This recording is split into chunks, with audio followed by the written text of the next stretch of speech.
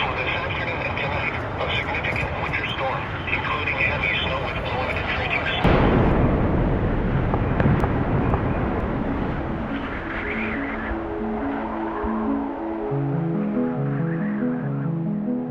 Hello, and welcome to the Snowbrains podcast, where it's my job to interview the most intelligent people in the snow sports industry and pass their fascinating knowledge onto you, our listeners. I'm your host, Miles Clark. I'm a professional free skier, professional mountain guide, an Alaska heli ski guide, a UC Berkeley molecular cell biology graduate, the founder and CEO of Snowbrains, and I just arrived in Jackson Hole, Wyoming a few days ago for their biggest storm of the season so far.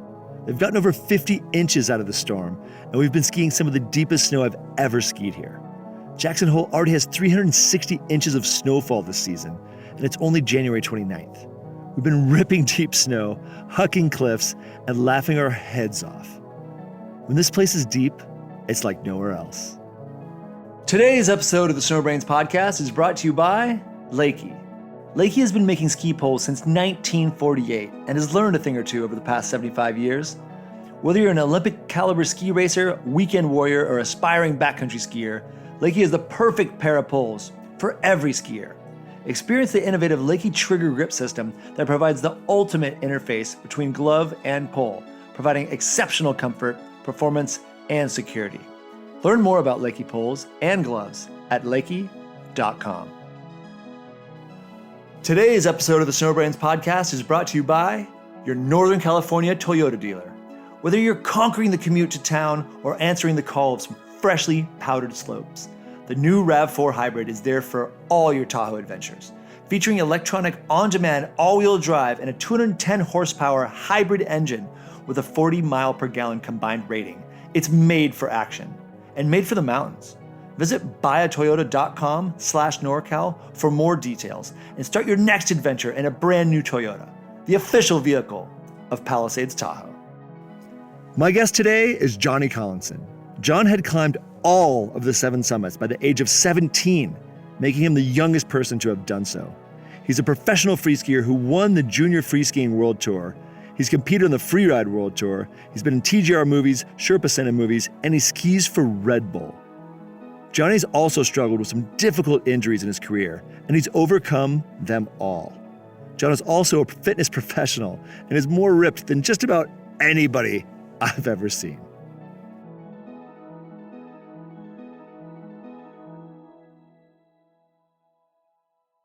Hello, Johnny. Welcome to the show. Thank you so very much for being here. How are you, man? I'm doing good. Thanks for having me. We're stoked to have you, man. This is so fun. Already fun. Already enjoying just BSing with you before the show.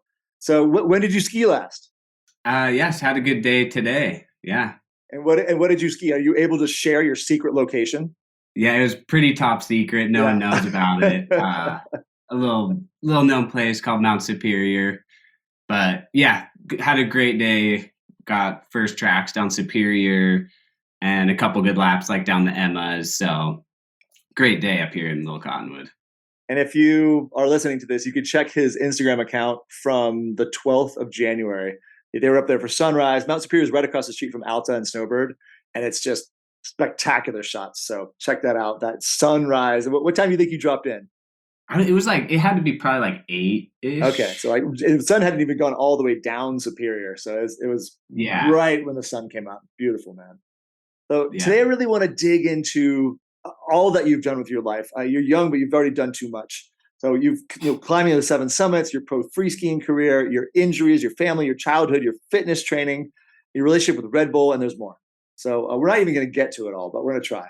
So I'm going to start with some rapid fire questions, and then we'll dig down into your deeper stories. And actually, I lied there. I'm going to try something new that I haven't done yet. It's called the quick and dirty 3-minute life story.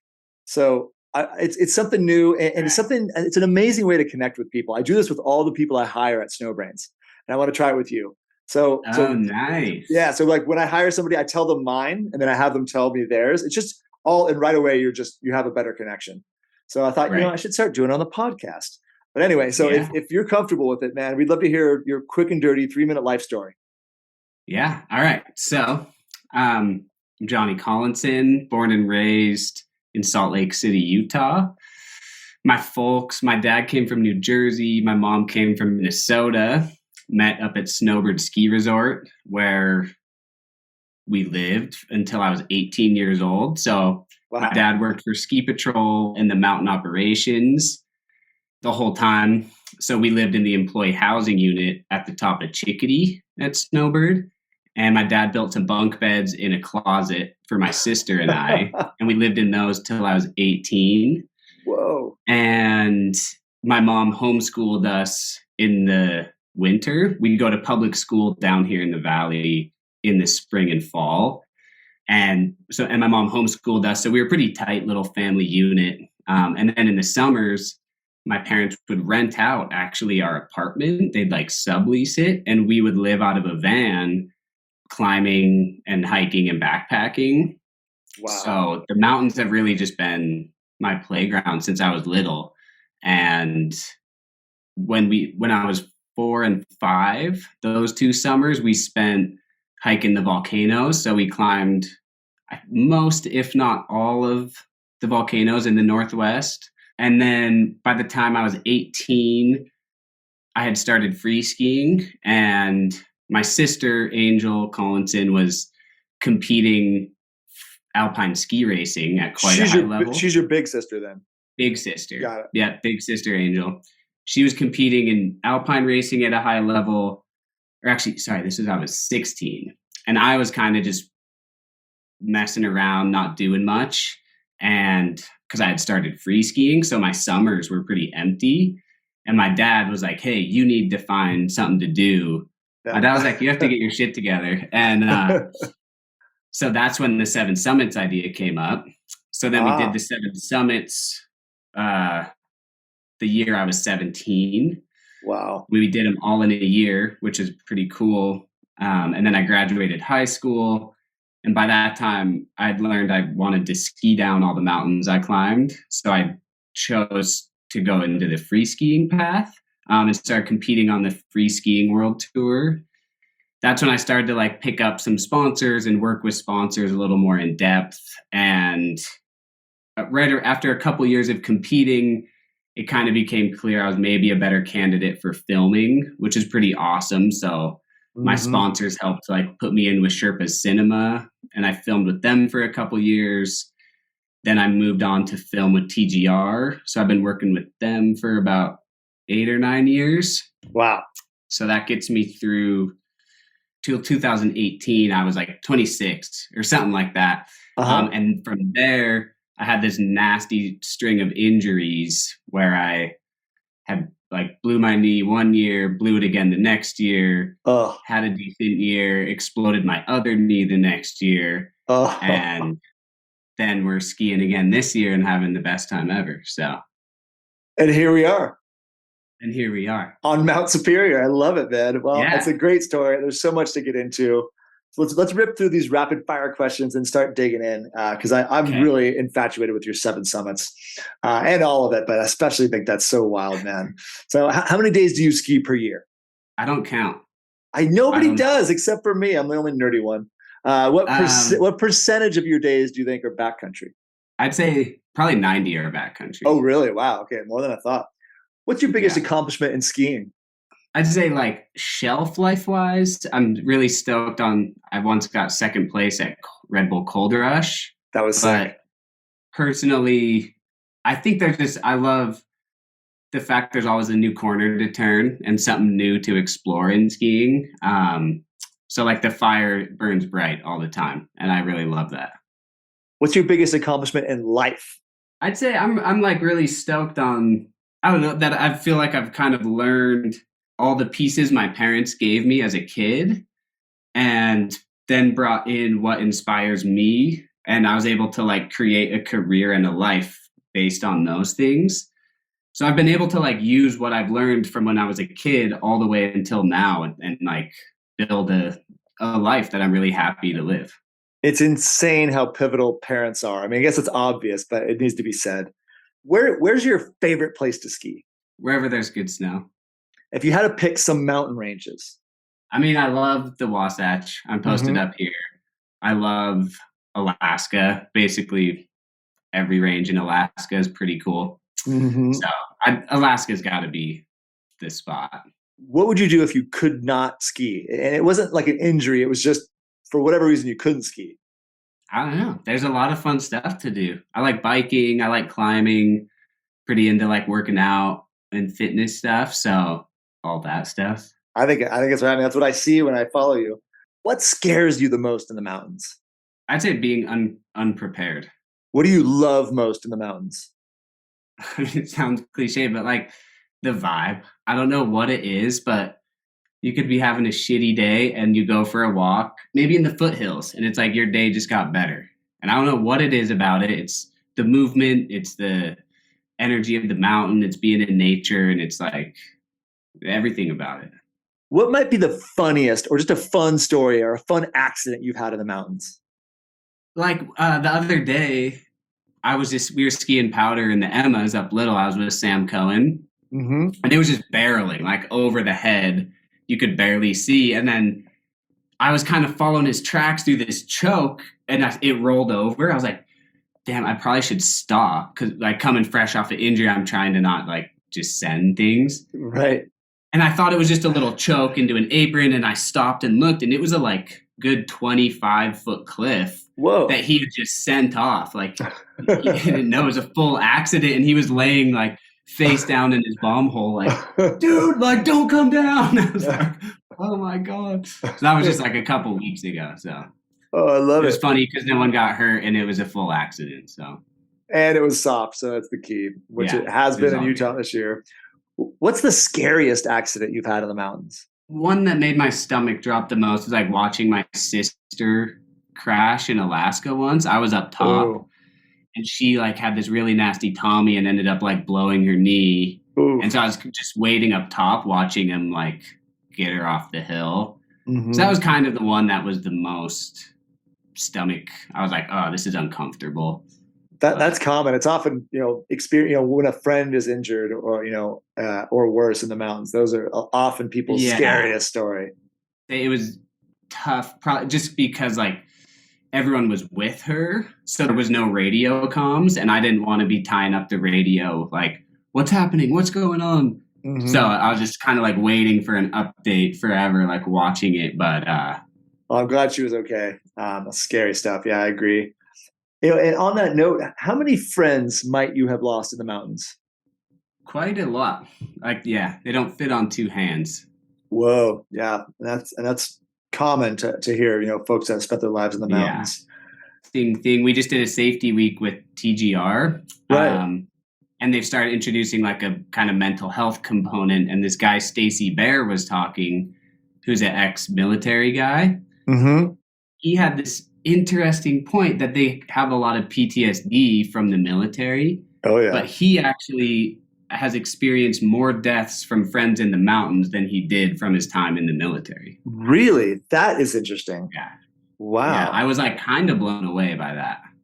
And that's something we don't talk about. That's why I like to ask people these questions, because we don't talk about this enough in our communities, because I think, we get PTSD from this stuff. And that's so interesting to hear that perspective, putting it in a contrasting, view with somebody who's been in the military, lost people in both situations, and said, yeah, I've lost more in the mountains. That's nuts. Wow. Yeah. That's impactful. How many avalanches have you been in? I've never been caught and buried. I've Mhm. been in decently large, like sloughy avalanches, but was always able to ski to the side or hang onto the bed surface or something like that. So, knock on wood, I've been pretty lucky in terms of like avalanche Me too. stuff. Yeah, that's great, man. I knocked on wood as well. But yeah, great. That's Yeah. awesome. I love that you haven't been caught and pushed and buried. You've been on ski trips all over the world. What was your favorite ski trip? I have a lot of fond memories from Greenland. This one trip Oh. I did to Greenland. Whoa. Because we just ended up skiing a lot of stuff, and I was pretty fired up. I was young still and super gung ho. But like BC always has been amazing. Yeah. Like every trip I go on to interior BC, it's like Mhm. it always turns out to be pretty fun. It's kind of the only true ski paradise in a way, right? it's just like you can always ski because Alaska, I would say, has the best terrain and snow quality and etc. But like it has to be blue, and you gotta have a this or that. But in BC, it's like, well, you could hit a resort, you could go snow machine, maybe a heli or ski tour. You could ski in the snow in the sun. It's like there's just good skiing to be had. Is there anywhere you've been that you would not go back to? We had, I would say no. I would probably go back to anywhere with, like, we did this one trip to Albania and it was pretty wild. And the snow was actually decent and the mountains were really cool, but we were like relying on a helicopter to access. And that was, I'd say, the mistake that we had. So I would go back, but not in the same style that we did it. And is there anywhere that you haven't skied yet, but you really want to go ski there? I mean, there's actually a lot of stuff I haven't skied in the Wasatch. So that's kind of my goal this year, is to hopefully stick around home and like crush stuff here that I haven't skied. But destination wise, I'd love to go to Georgia. Oh, me too. There's like been some cool stuff, but I don't know. I also feel like I've burned a lot of Jet A flying around the world and stuff. I do like sticking close to home if I can now. What's your favorite ski movie? The first one that made like the biggest impression was Teddy Bear Crisis. Okay, nice. And then past that, Tangerine Dream from TGR was epic. And then kind of a later one, Every Day is a Saturday. Okay, I don't know that boys. one. I remember like Tim Durchee's segment in that. Oh man, like, Durchee! Oh my gosh! Yeah, like he was on fire. It was insane because double flips were kind of new. Yeah, and he had so many in the bag. God, he's still. You've met him, of course. I think he's like 6'4". He's too tall for skiing. He's a pretty big boy. It's funny, like him, Nick McNutt, Ian Mack. There's a whole crew of them with TGR, and they're all big boys. It's they have to weird, go really big. Yeah, it's yeah, it's funny because they're so much bigger. They have to go bigger, or else things like look small. Well, and just to get around, right? They need more space. You wouldn't know if you just watched a ski movie. They're pretty like graceful, and then you meet him, and you're like, dang. You're a big boy. Yeah, how are you doing this? Yeah, when I first met Tim, I just looked up to him and was like, you're too tall for skiing. But he's obviously one of the best skiers there is. It's crazy. What's your favorite book or books? There's this book called Shantaram. Mm-hmm. Really good. And then past that, I really kind of like a lot of times just mindless reading, kind of like fiction or like science fiction, like romance novels. A lot of romance. Like sci-fi romance, you know. I love sci-fi too. That's my thing. I'm so sick of reality. Yeah, it's like it's just kind of nice. It's like watching a movie sometimes. Like whatever, I'm just getting tune out, read. But sometimes I'll read like cerebral books, but they don't tend to be my favorite. Who has inspired you the most in your life? My parents, for sure. My family, I would say. My whole family. Impressive family, man. Well, you survived the rapid fire. Thank you so much, man. And now we're going to get in. We're going to get into the more in-depth stuff. And so my understanding, Johnny, is that at 17, you'd already summited all of the 7 summits, and you were the youngest person to have done that. So just to start, just tell what is the 7 summits? Yeah. So the 7 summits is the highest peak on each continent. So that's Everest for Asia, Denali for North America, Aconcagua, South America, Kilimanjaro in Africa, the Vincent Massif in Antarctica, and then Europe. It can go a couple different ways. There's like political Europe or geographic plate Europe. So political Europe would be Mont Blanc. Mm-hmm. But then if you look at like the plates, it's Mount Elbrus, which is actually in Russia. And then same thing, it's like you can either go Australia or like Oceania. Yeah. And that Oceania is Karsten's Pyramid. Right. And which one did you do for Oceania? And I did guess that one. Did Karsten's Pyramid. And then Elbrus. So the higher. So we went more the like tectonic plate route. Which makes sense. I love it. I read one thing that said the Sherpa people of Nepal called you White Sherpa. Is that true? And why did they call you that?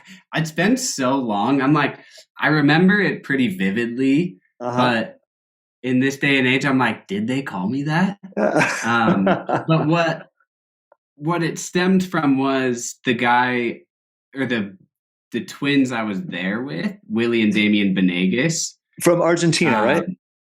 From Argentina. Yeah, they were actually alpinists for the North Face. And then Willie was a ski patrol at Snowbird. So he worked with my dad. And that was actually when my dad was like to 16-year-old John, or 15-year-old John, he was like, look, because this is a part of the story. Actually, I don't think I've ever told. I had just like gotten broken up with at 15. So I was all bummed, sad boy, and just going to the skate park and like whatever. I mean, I wasn't that bad of a kid, but going to the skate park and didn't have any big goals. And then Willie Benegas, he had just been broken up with. And my dad took a look at me and he was like, you need to set some goals, do something good. And he's like, Willie just got broken up with, Johnny just got broken up with. So he was like, all right, you guys need to go do some stuff. So me and Willie got really tight. And that's how this whole thing kind of started. Anyways, fast forward. So then Willie, especially, he'd had quite a few Everest summits at the point we went. I think I'd messed up how many he had, but it was like 5 or 6. It was probably more than that. Wow. Anyways, he knew the mountain really well and the communities on the mountain. And I think the Sherpas really respect him and Damien because they would do a lot of work to make sure the Sherpas were like taken care of and that they were traveling safely through the mountains, etc. So the guys I was with had the respect of the people there. And then we as a team, I didn't have a like climbing Sherpa with me, which meant that we shuttled a lot of our gear up the mountain ourselves. Not everything, like all my personal stuff we'd take up. So like sleeping bags, tents, etc. So you're humping a lot of gear. A bit. So we ended up being, instead of on the like normal client climbing pattern, we would go out with the Sherpas because they go out like a bit earlier usually, and they're just like faster. So we'd try and keep up, which like there's no way I could keep up. But they're beasts. But so we just ended up getting to like spend a bit more time with them. Yeah, I don't know. They were just like super fun, and they'd always like joke around, and they'd probably call me like the baby Sherpa or something. That's cool. It was a really cool time to get to hang with them for sure. That is really cool, man. And then the other thing I read that I thought was so interesting was climbing Mount Rainier. It was 14,400 feet at the age of 4. So did that really happen? Can a 4-year-old do that? Yeah, that's crazy. Which blows my mind. Do you even remember? Now? No, I remember there was like a few sort of like foggy images I can remember. Like there was this defining moment when we started going up at some point. It was pretty dark and early, and we hit this crevasse. But like, when you're traveling on a glacier, it's not always straight over a crevasse because maybe the trail turns. So then like the rope might be going left, but the trail is going kind of right, if you know what I mean. Yeah. And as a 4-year-old, I was like, what do I do? Because I was just staring down into this crevasse, and my mom was like, what's going on? What are you doing? And my dad's like, what's going on out there? Because he was up in the front of the rope line, and my mom's like, nothing, John's just getting over the crevasse or whatever. And then my dad's like, what's it going to be, up or down? It was just like, just gave him a thumbs up, like, yeah, let's go. We're all good. And jumped over. So I have like a couple foggy memories, but not that many. I was too little. And I interrupted you. You said it blew your mind. What blew your mind about it? Well, it blows my mind now to think about, because it was always just like, yeah, we did it. And then we talk about it and tell the stories like, yeah, we climbed Rainier when I was 4, but I never thought about it much until recently, because my girlfriend's brother has some kids, and one of them is like 5 now. Yeah. So I've been like it like seeing what a 4-year-old is like. And I'm like, did I really do that at 4? Like I was 35 pounds. Seems crazy, dude. That's why I love to It have seems the wild. Like verification. if it was now, like I bet CPS would get called. Yeah, I was gonna say they'd be sure. calling Child Protective I Services. bet people like would have back then too. Yeah. But because I remember there's like some climbing rangers that my parents knew, and this one guy was like, "Oh, well, why don't we call like the local newspaper? They'd be psyched on this story." And my dad was like, No, absolutely not. Like not from that standpoint, but he's like, why would we want to like tell this story so then everyone would just want to bring their 4-year-old up Rainier? He's like, is that what you want at the Park Service? Is like a bunch of 4-year-olds crawling around up here? So that was pretty cool, and it's like funny to think back and like pick up a 35-pound dumbbell, and you're like, I could have blown away up there for sure. That really puts it in perspective. Pick up a 30 because I was like a little kid, dude, and we were in like super like hand-me-down stuff or thrift store stuff. Like, what did you do for crampons and ice axe as a little 4-year-old? No, didn't have an ice axe. Okay, and because basically we were just tied into the rope, but you're on the rope. We couldn't self-arrest or anything. And it'd be so easy for your dad to stop you. Yeah, it's like we're 35 pounds. If I slipped and fell, I probably wouldn't even move the rope. No. Yeah. But for crampons, he took nail plates that you put nail into studs to cover up like electrical or plumbing when you're building a house. Okay. He just took some nail plates and tied them on our boots with string. Whoa. That's so cool. They're pretty funny. They're just these little like 2-inch by 1-inch or something with 4 little prongs with some paracord on them. Okay, holy shit. That is just nuts, man. I love it. Well, I love the verification that that's real, because I was talking to people about it today when I was skiing at Palisades Tahoe, and ski patrol buddies like, no way, give me a break. And I was like, I'll ask him. So I love it, man. That's so cool. Well, I'd love to kind of tease out a story from each one. So so we can kind of bang through these. So Everest, 29,032 foot Mount Everest. You already talked about it, but in China, Nepal, highest peak on Earth and the highest peak in Asia. What was it like climbing Everest? Do you have any funny or scary or interesting stories from Everest? We'll start with Aconcagua, maybe. Yeah, let's start with Aconcagua. We'll go linear. Oh, yeah, let's do that. Okay, great. So the first one I did was Aconcagua. And I'll jump in really quick and just for the listeners. So 22,837 foot Aconcagua in Argentina, South America. Highest mountain on Earth outside the Himalaya, which is pretty cool. Yeah. On the longest mountain range on Earth, 5,500 mile long Andes Mountains. All right, that's it. Yeah. Great, thanks.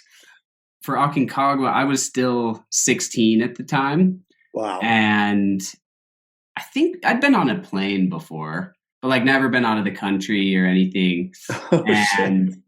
I learned a lot from climbing with Willie and Damien. They run quite a loose program. And so I was 16, never left the country, going to Argentina. I feel like it was maybe the day before or the day of the flight. Willie called my parents, and this was like pre-cell phone. Like I didn't have a phone or a computer or anything. And he calls my parents and he's like, hey, I just met this girl, like this flight attendant girl, and I'm in Seattle, and like, tell Johnny I'll meet him in Mendoza in 2 days or something, or 3 days. And at the time, it was just kind of like, oh, dang, okay, like we just got to make it work, And then so I flew down there, and it wasn't until I was like in the air flying, and it was like, oh, what have I done? Like I have no means of communication. I don't know anyone down there, and landed in Mendoza. And then it like one of Willie's buddies had sent his buddy to come pick me up, but I didn't know because I was supposed to be with Willie. So I was like, just showed up at the airport and was like, what do I do? Like, do I call? And I'm like, well, no, I don't have any money, like local money. I was like, do I go to the currency exchange window at the airport? And it's like, no, I feel like people said that's a ripoff. And then this dude was like wearing a t-shirt that I'd seen the logo before because it was like an affiliated mountaineering company. And so I was like, oh, I'll just go talk to him because he looks like maybe he knows something. And then he was like, "Oh yeah, I'm here to pick you up." He ended up driving me up. Anyways, it was just and you're only 16. And I was 16, and it was Yeah. just like, just got to like work on the fly with these guys, which I think it set me up well. Like they ran such a loose program. I was like, okay, this is what happens, and you got to be ready to like pivot all the time. Yeah. Anyway, so that was like kind of a funny entrance to like traveling internationally and climbing the 7 summits. So then after Aconcagua, went home and competed on like the junior free skiing circuit, went to Everest, actually flew out on my 17th birthday. Oh, wow. And so that was pretty cool. And I'll jump in again. So 29,032 foot Mount Everest in China and Nepal, highest peak on Earth and the highest peak in Asia. Yeah. I mean, kind of like a fondish memory was coming down from summit day. So we left Camp 4 or like the South Col at like 9 or 10 p.m., climbed up through the night and then reached the summit around 8 in the morning, I think. Mm-hmm. And then descended, and it was like walking down Everest. It was so tiring. Oh, I bet. And you're just like trying not to like catch your crampons on your down suit, and you just want to like run down, but you don't want to ruin the boot pack for people. And it was just like, I never want to walk down a snowy mountain again. Like, because up to that point, like through Aconcagua and Everest, I've been seeing how the mountain community worked and all the different guiding services and how cool everyone was. And I was like, dang, maybe I'll be a mountain guide. Yeah. But like on summit day walking down, it was like, scratch that. Yeah, we're going skiing. Yeah, we're not doing this anymore. Oh, I'm with you. I my first real mountain guide job was on Mount Rainier in Washington. And I walked down that. I've walked down that mountain over 50 times, 50 times. And it's like, this is, and it was hurting me. I think it's like, I'm done, no more. That's great. All right, nice. And then, so where did you go next? So then we came home. We were in Salt Lake for like 2 weeks, and then went up to Denali. And actually, so another funny story here is the main goal was Everest, because that's what I always wanted to climb as a kid. It was like, Everest is kind of the big dog. Oh yeah. If you could do that, you could do anything in my head as a kid. So we went to do Aconcagua as like a test piece, because I'd never been to altitude, never done like expedition style climbing, going up and down.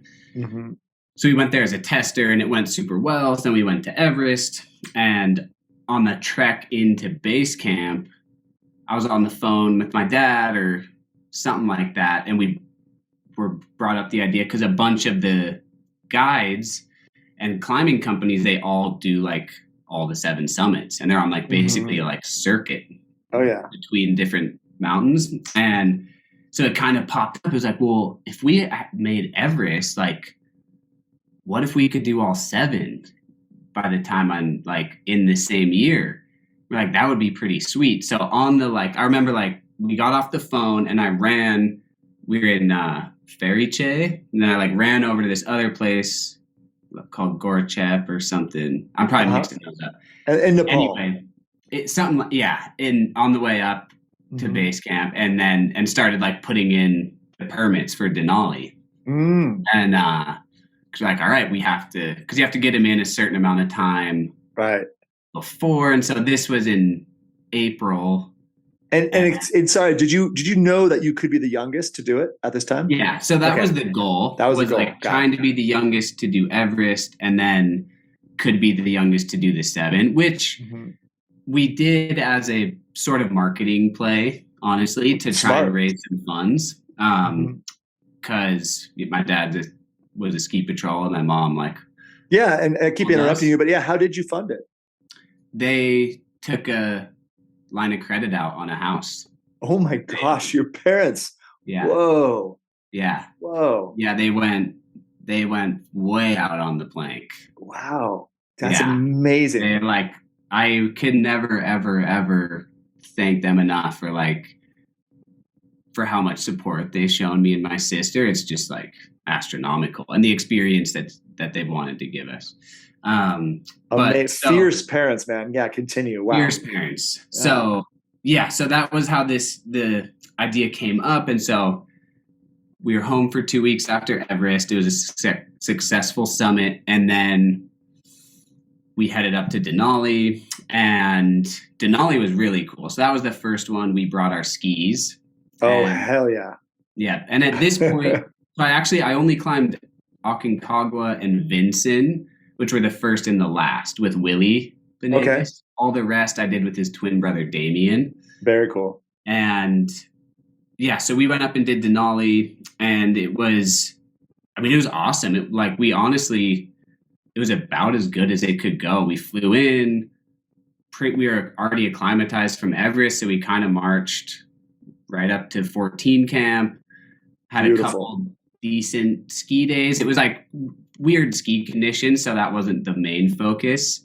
Mm-hmm. And then had a good sunny day where we went for the summit, got it, came back down, and then headed out. It was pretty like bam, bam, bam, honestly. How many days were you on the mountain? Sounds like I want to say like 10 or 11. Oh, that's quick. Yeah. When I guided it once, and we were up there for, I think we were 21 days. It's a long trip. And I'll do my quick spiel just so people have the background. So Denali is 20,320 feet. It's Alaska. It's the highest peak in North America.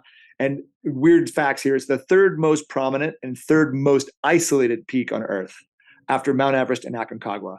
And some people think it's one of the more difficult ones of the summit because there's no porters. But I don't really believe that. Nice.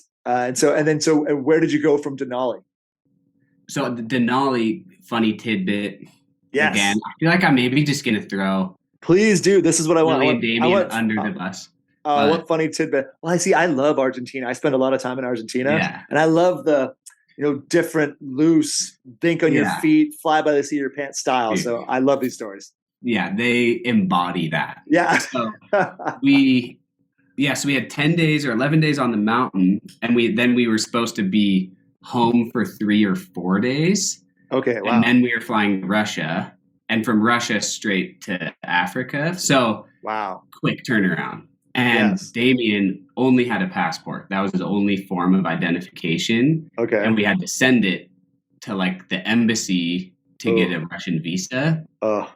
So he had to use it to fly up to Alaska. And then we were in Talkeetna, and he sent it to the embassy. So we were just like crossing our fingers that by the time we get back to Talkeetna, like everything would have worked out perfectly and his passport will be at the post office. Or else it would have probably thrown a bunch of stuff, like just who knows what would have happened. But I was just mind blown. I was like, dang, all of this is resting on the passport being in the mail. But it ended up being fine. And it was no big deal. Passport was there. We flew home, and there's probably a funnier story in there, but whatever. We'll keep going. No, it's fine, man. That's good. Keep going. It's these little tidbits, especially, these are stories nobody's heard before. So I love it. Yeah.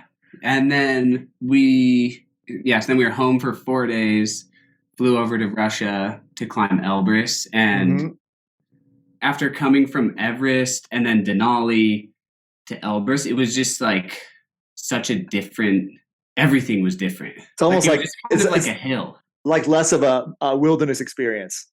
Quite less of a wilderness experience. Yeah, like took a gondola to the huts. It was like, did we just cheat? Like by doing this, should we have like walked up from the valley floor? And then the next day, the weather was so good and the snow was so firm. It was just like we just ran up in our tennis shoes and like carried our skis and boots on our back.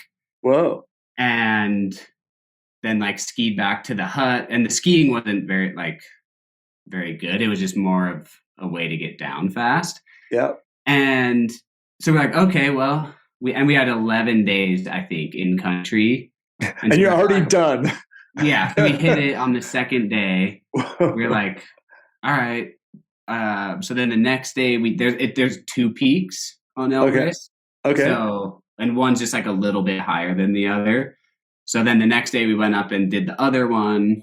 Nice. And then we still had 8 or 9 days left. So there's actually some like really amazing climbing out there, and these like pretty cool looking mountains. So, but the issue with it is it's right on the border of Georgia. And this was right at the time where there was kind of a big conflict happening. Oh, right. So we tried to get some permits for these pretty cool looking mountains that would have been pretty awesome climbs.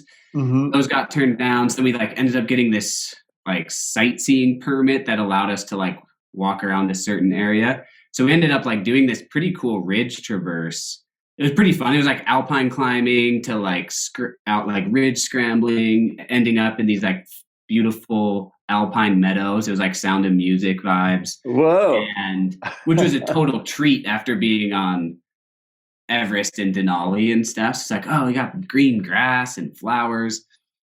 We're coming down all stoked, and these 2 guys pop up out of a bunker because we were right on the border with full machine gun setup and like military guys. Oh, holy shit. Like yelling something in Russian, and we're like, oh, sorry, we like speak English or whatever. And it ended up being fine, but they just grilled us and like checked out our paperwork, and they're like, this is a sightseeing paper, like you're not allowed to be in this area. And we're like, oh, well, we thought we could just come up here. And they're like, no, you have to return back to Russia or something. And well, that's heavy. It was okay, but it was kind of a like trippy little moment for sure. Wow. Yeah, definitely.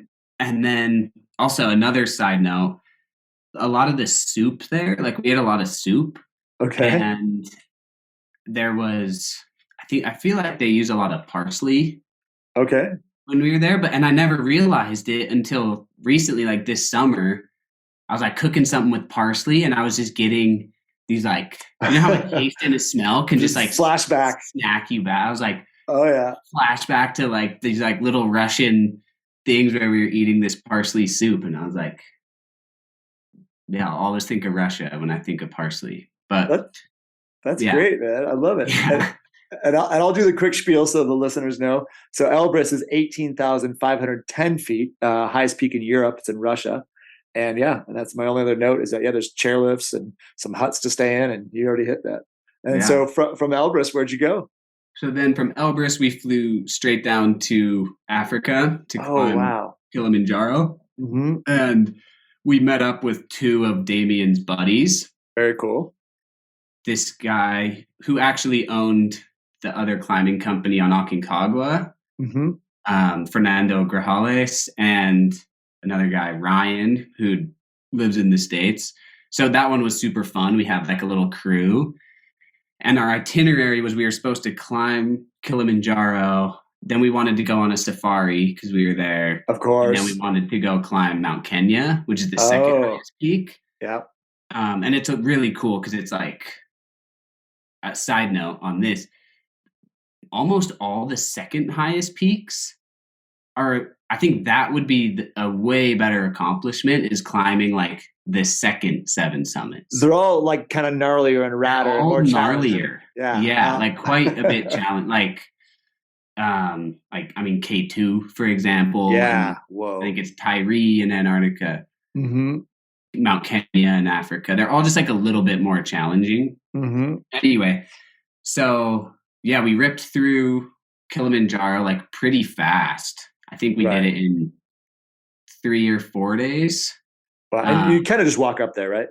It was pretty casual. We did a cool loop. So we went up one route and down another. Very cool. Totally blow the route names if I try and say them. But it was really cool, like the summit day, because we started pretty low, went up to the summit, and then descended like all the way down to the village that day, same day. Big day. There's like so many ecosystems you go through because you're like, I heard that high alpine to this to that to like rainforest jungle. It's just like it's wild. It was like a really cool day. Wow. And then, I'd love to see that. Yeah. So we were like running the whole time. And then, so then we went on the safari the next day, and we were all like, none of us could walk. Oh, I bet running downhill is like proven to be the thing that makes you the sorest. Yeah. We were like thrashed. Yeah, I So bet. it was a pretty sore safari day. And then we went and did Mount Kenya, which was awesome, except I ended up getting pulmonary edema for the No first shit. time. After all that high After altitude, all that shit. yeah. So really quick, 19,341 feet is Kilimanjaro in Tanzania, highest peak in Africa, and then Kenya is the second highest at 16,000 something. Yeah. So kind of odd. You've just been doing these super high peaks, and then you go to the lowest peak of them and get hate, as they say. But continue. Yeah. What happened? Oh my gosh. Yeah, it was pretty weird because we were climbing all day and we weren't moving very fast, but once we started getting close to the top, I just started to feel sick, like just classic ill sick. And ended up, we didn't make the summit. We turned around a couple pitches short. And you were rock climbing, right? It's like 16 pitches or something. Yeah, quite a few pitches, but it's pretty, you can like simul climb a lot of it. We didn't place it, brought a pretty small rack. It's like nice, mostly mid fifth class, like perfect. Yeah, it was super fun. I'd love to go back and try and do it again. But yeah, I just started to feel like really weird and super slow. So I honestly don't remember all the rappels that well and the down climbing. But I just remember laying in the tent that night, and it was like laying down, I was just gurgling. It sound, the sound when you like blow bubbles in milk with a straw. Yep. It was just like that in my throat and in my chest. It was just like, that's terrifying. And my tent mate was this guy Ryan, and he's like, "Are you okay?" I was like, "Yeah, I'm fine. I just don't feel good." And then at like 2 a.m. or something, he went and got Damien, and it was like, something's not right. And Damien was like, "Oh shit, yeah." And so it was pretty late at stage at that point. I kind of waited too long to say anything, and so we were like, it was just immediate, like, we got to go now. Like, it wasn't, we'll wait till morning. Like, we got to go down now, because that's kind of the only thing that helps is losing altitude. And yeah, I just remember it took us from the car to camp. It took us 2 hours to get up. Right. It took us like, I think 12 to go down. Because you were so messed up. So messed up, just so slow. Whoa. It was like I'd have to take like one step downhill and then chill and like catch my breath. It was super weird. Like, that's so scary. So just for the listeners, high altitude pulmonary edema, it's basically, it happens at altitude. Fluid starts just going into your lungs. So your sort of intercellular fluids just starts pouring into your lungs. And so it's as if you're drowning from the inside, and it's the number one killer at high altitude. So and the only, as Johnny said already, the only way to cure it is to get that person down as fast as possible. Yeah. So continue. So it took you 12 hours, and then? Yeah, it was wild. And then, but it was all good. We like got a ride and then went to the hospital, which like I was kind of spooked going to a hospital in Nairobi. Right. But it was really nice, actually. Oh, good. Like super clean and nice and in and out.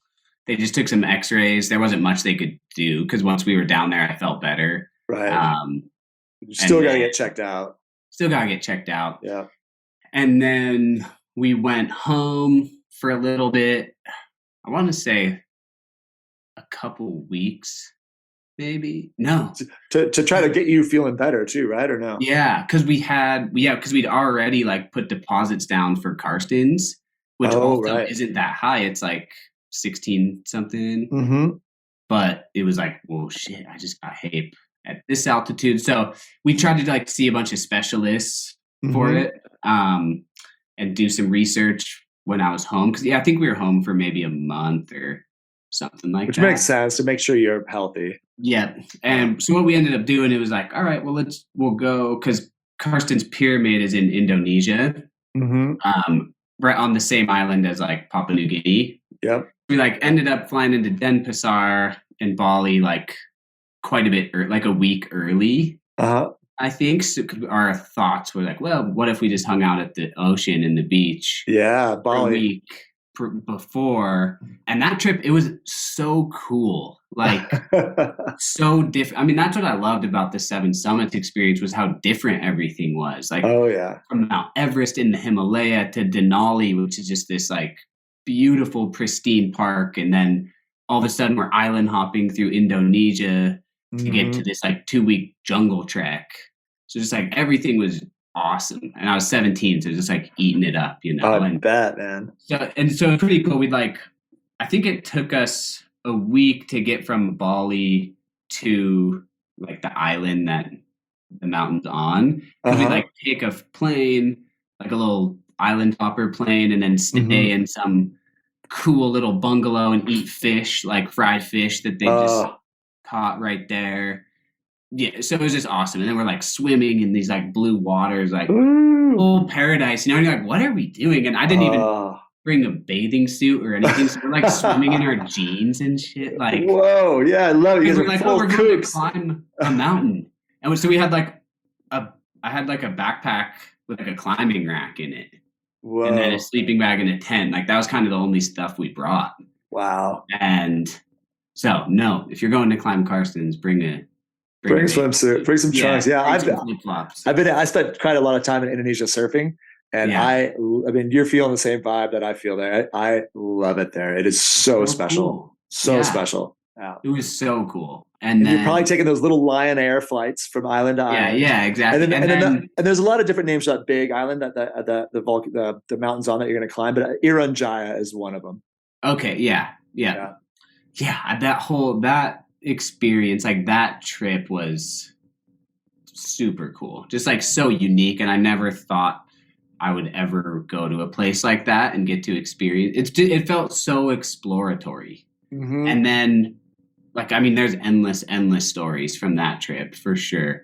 It's I think there's 10,000 different dialects spoken on that island. It's incredible. Yeah. It's and incredible. And then like the route to the mountain is always changing. So you need, so we were there with a guiding service because it's pretty hard to go by yourself. Really hard to get permits. Yeah. So we like tagged on to someone else's permit. Smart. With the idea that Willie could be kind of a tail guide if needed. Or Damien. Sorry, I was with Damien. And then from there, you had to have like a local translator. Of course, that was well-versed. In multiple languages. He has to kind of figure out every little step of the way. And it just changes all the time. Like the route, the villages you go through, who's in control of what. Gosh. And like some places you had to have a like military escort. And then... And we were carrying around duffel bags of like cash and cigarettes to like bribe the tribes. Cause some of them would be like, 100 packs of cigarettes and you can go through and use our bridge or whatever it might be. Or some guys wanted cash. In this one village, they wanted us to pray. So we ended up like praying for multiple hours. Really? Yeah. And then that is an epic experience, man. It was really wild. And they're just cruising around, you know, the native people, and they're just cruising around the jungle. A lot of guys, they would just have the traditional garb, which is like the penis gourd and a bow. That's it. They're like mobbing the jungle, full barefoot, penis gourd and a bow, and that's it. And like usually some sort of like decorative like necklaces or piercings and things like that. But it was so cool. Yeah, incredible experience, man. And then the weirdest part was like you trek through the jungle, you're like feeling like a Nat Geo explorer or something, and you're like this is the craziest experience of my life. And then you get to the mountain and there's one of the world's largest copper mines right there. I heard that. So you pop out of the jungle and there's like humongous bulldozers and mining equipment like a stone's throw away, a couple miles away. A juxtaposition of realities. Yeah. Wild. And that's caused a bunch of issues. Like when we were there was like some big strike. But this guy who used to patrol at Snowbird, he guided for a bit. And on one of his trips there, things went like crazy south. For them, and they had some big issues between like the mine and the tribes that they had been using as porters and stuff. It was like, you hear about violent confrontations there. Yes. Yeah. Yes. Whoa. Scary, man. Yeah. It was pretty wild, but it was all good. And then from there we decided, since I was already over in that part of the world, decided to try and climb and ski Cho Oyu, which is not part of the 7 summits, but it's an 8,000 meter peak. It's the 4th highest in the world. Wow. So that was just sort of we're like, that would be pretty sweet. And Willie was into it. So Damien actually left. I was left in Indonesia alone at 17 for, I think it was like 10 days. Right. And with no drinking age. Yeah. I didn't have a single bintang, that's for sure. I did get my first tattoo though there. Oh, that's cool. What'd you get and where? Oh man, it's gone now. Got this massive tribal piece on my back. Cool. It was a good start, but you covered it up. Not the most artistic. It's covered now. Okay. I'm working on it. Okay. But anyway, so that was a funny. It's like, dude, because there's like tattoo shops every 2 feet there. There's some of them are really cool too. I've seen some incredible. Cool. I've seen some incredible art from down there. Amazing stuff. But this was like 2010. I was 17. Probably found the dingiest shop possible. I think I paid like $70, and it was like 6 hours. Yeah. And looking back, I'm like, that it was hilarious. And then, anyways, I kept the tattoo hidden because my dad.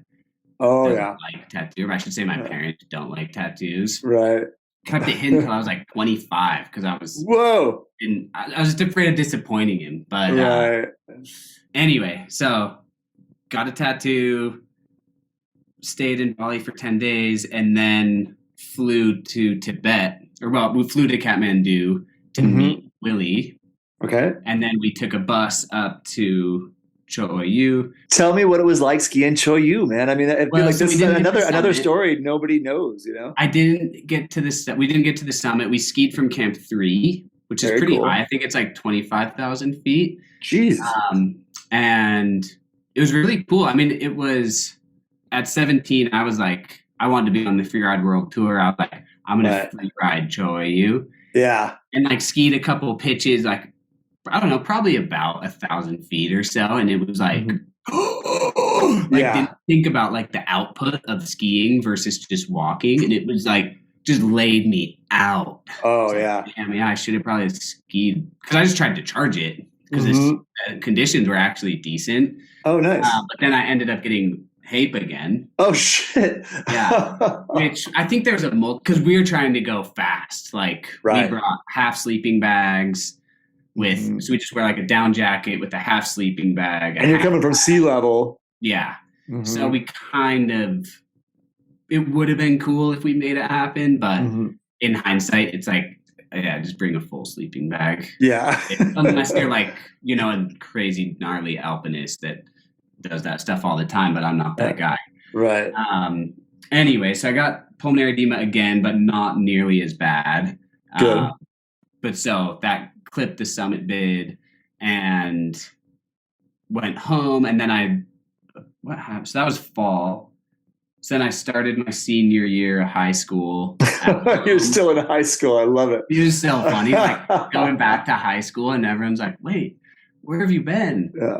I'm like, oh, all over kind of. Couple places. Couple places. Like, what state is Everest in? Yeah. Right. And it's like next to Texas. Yeah, it's over that way. And then in December, and then we flew down to Vincent in December. And so that one, it was like multiple flights. You end up down in like the southernmost tip of Chile.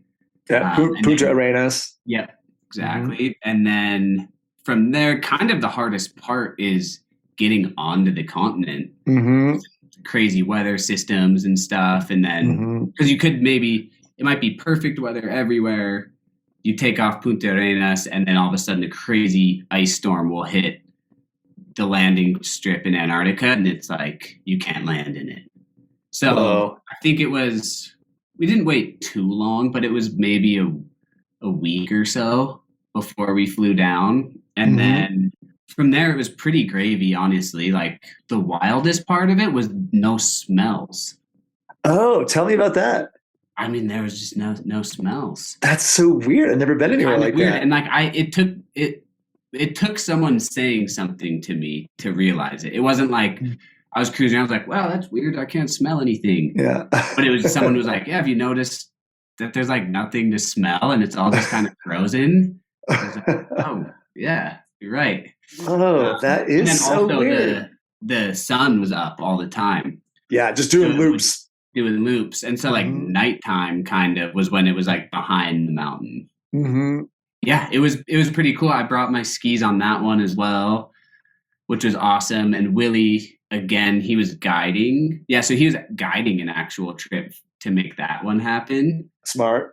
Yeah, because it was just so gnarly expensive. It's so expensive to get down there. Yeah, and then the deal was, so he was guiding, and then I was I just tried to help out however I could, like helping huff gear around or set up clients' tents or cook dinners, etc. Great. So it wasn't in any official capacity, but I think we might have gotten a little discount or something. But Great. It was funny. There's some rule where you can't bring your skis. What? Like the company didn't want me to bring my skis, but we were already in Punta Arenas and like had my skis and boots. Like, yeah, you can't bring that. What? And it was like, yo, we got to. What? Like, I'm not about to score a pair of like mountaineering boots down here in Punta Arenas. You know, like, they're the only boots I have. Yeah. And if I'm bringing my ski boots, I'm not bringing my skis. So right. Can't remember how it got talked out, but ended up being able to bring my skis, which was so nice because on summit day, I think I made it to the tents like 8 hours ahead of the team. No. I was just like conked out because I started water and stuff and then just passed out. And were you the only skier? Mm-hmm. Well, and that's what the issue was. Yeah. And what was the vert? I can't remember, honestly. Yeah. But it was kind of far and it wasn't, because it was a client group, it wasn't the fastest moving. Like it wasn't, if it was just Willie, he would have been like running. Well, he would have been skiing, I guess. Yeah. Really. But so it was pretty nice to have skis there. 8 hours before the rest of the group. Yeah, or something like that. No, but I believe it. I believe it because, I work with clients and they move slower on the downhill because, sometimes even on the uphill because they're so tired too, right? Yeah. It's a long day. Yeah, it was like super long day and it was so cold. Yeah, how cold? I want to say like -40. Yeah. Some like in that range. Wow. And up top especially it was like super windy. Oh yeah. And it just takes it out of you, the cold wind. Man. So I was really psyched to like, because I was pretty tired too, to just be able to strap on my skis and it was just like, see ya. Like, late. I'm out of here. What was the skiing like? Horrible. Yeah. But fast. But fast. Yeah. So firm, right? Yeah. Fast and firm. It was like pretty like sun cupped. Oh yeah. Okay. Kind of refrozen sun cup. Midsummer. Like, yeah. Midsummer and it's -40. Yeah. Totally. Yeah. It was super weird because you get like a sunburn on this half and your back would have like frost on it. Whoa. I've never heard of that. That makes sense though. It's like you're in space. It's totally so like you're in space. Or like the tent, it's like one side would be totally solar baking and the shady side would still have frost. Whoa, that I've not seen, especially on a human body. That's amazing. Yeah. I'm probably exaggerating, but it gives you a good visual. No, but I think that I've seen pictures like that too. And I like Jimmy Chin type of stuff.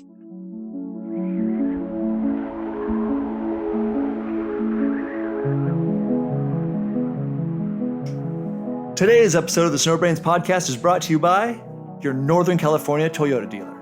Hit the trail and discover your next Tahoe adventure in a Toyota Tundra TRD Pro Hybrid, featuring an available iForce Max hybrid engine that generates an electrifying 437 horsepower with 583 pounds per foot of torque. The TRD Pro also tows up to 12,000 pounds, so you can take the adventure with you. It's made for endurance and made for the mountain. Visit buyatoyota.com/NorCal for more details and start your next adventure in a brand new Toyota, the official vehicle of Palisades Tahoe. Today's episode of the Snowbrains podcast is brought to you by LEKI. While LEKI is known around the world as the leader in poles, did you know that LEKI makes some of the best gloves and mittens in the industry?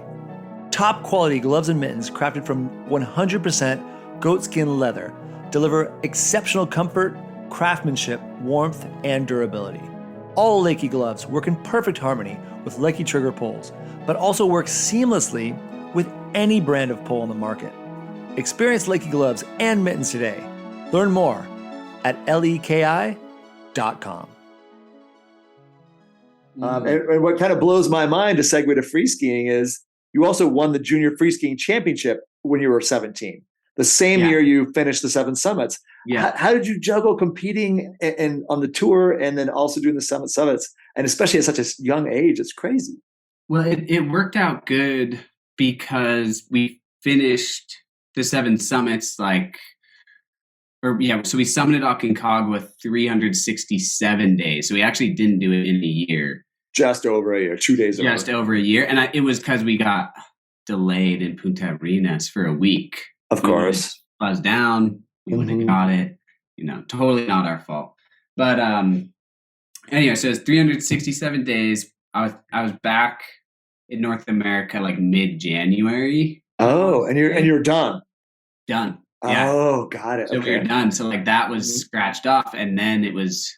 And you're frothing to ski now. Yeah, absolutely. Because at this point, I'd started working with Black Diamond and North Face, and Smith in more of a ski capacity. All right. More ski focused, at least, because that's what I was like. Yeah, I want to ski, and so I was super excited. I think North Face maybe sent me a jacket. Yeah, you're pumped.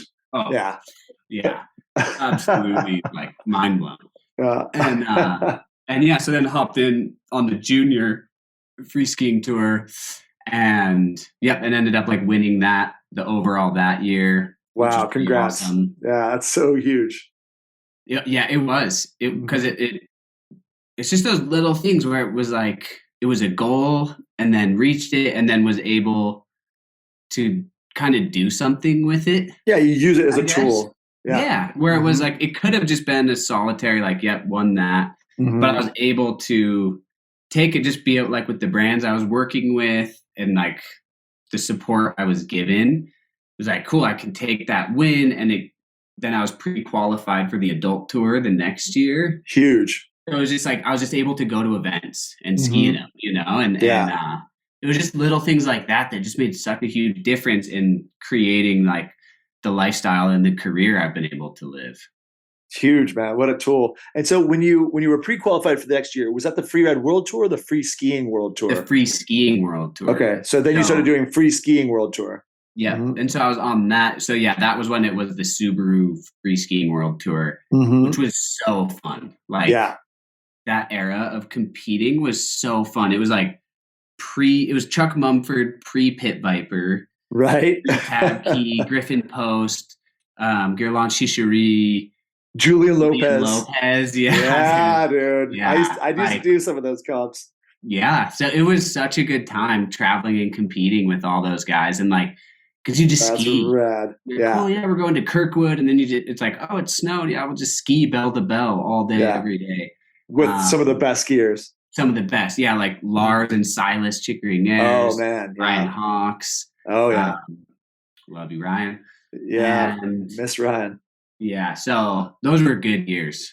Yeah, I'm so glad, man. So that was my next question. What was your experience like on tour? And you pretty summed it up pretty well. And then I feel then you used again these successes on the tours to leverage into filming. And so so how did that transition happen? So I finished 7 summits, won the junior tour, and then I had met the guys through my buddy Leo Ahrens, who I grew up with skiing. I love Leo. Remember, I was crashing on that couch with you and Leo and Whistler back in the day with Jake. Yes, do you remember that? Dude, and our funny Justin Bieber jokes. Yes. Continue. Absolutely. Leo is a beast and an artist. He's amazing. Yeah, he's great at everything. He's one of the most talented people I know in every aspect. Naturally pick something up. He's oh yeah, I can do that. Yeah. So he introduced me to the Sweetgrass Boys. It's oh, cool. Michael Brown, Ben Sturge, Nick Wagoner, and Zach. He introduced me to them, and they were starting to film their movie Solitaire, the one they did in South America. Right. Yeah. So they invited me to go film down there, which is my first ever kind of real film experience with the company. Oh, So nice. we lived in Las Leñas for like a month or a month and a half. Do you remember what season it was? What year?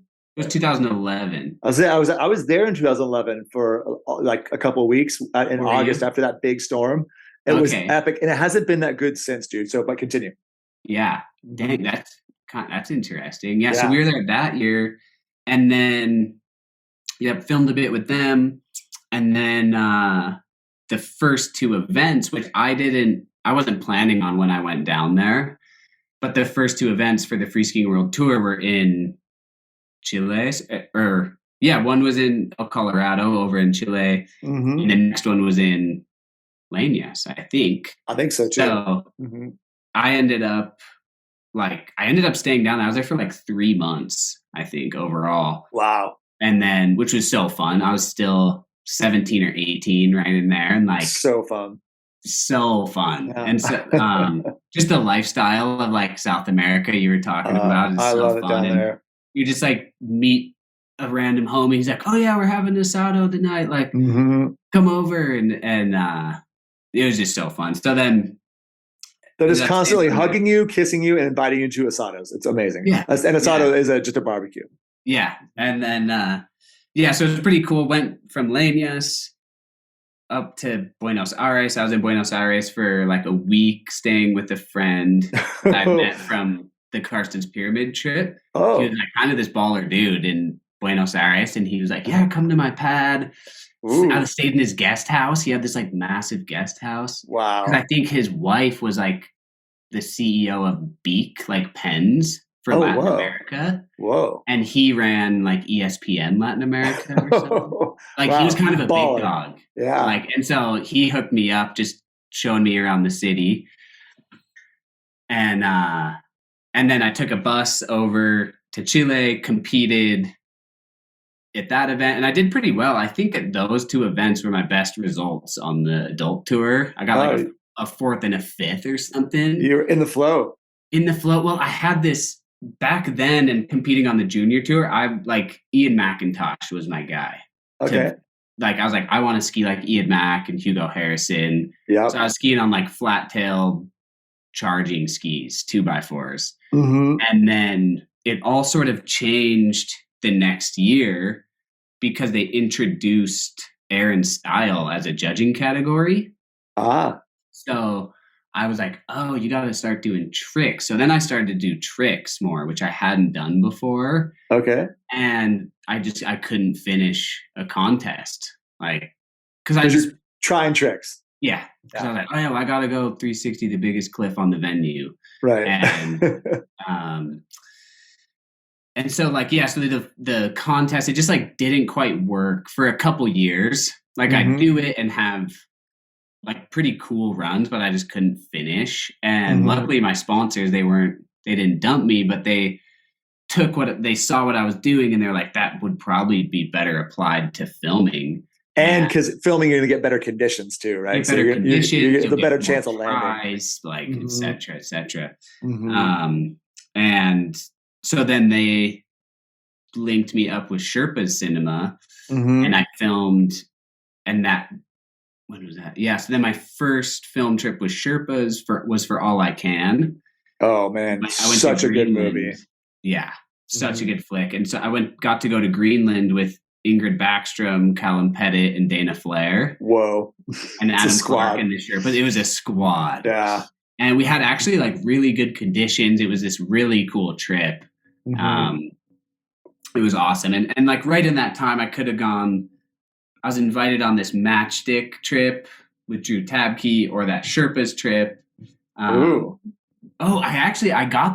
think that was the year Ian Mac broke his femur. And that's why I got the spot on Greenland.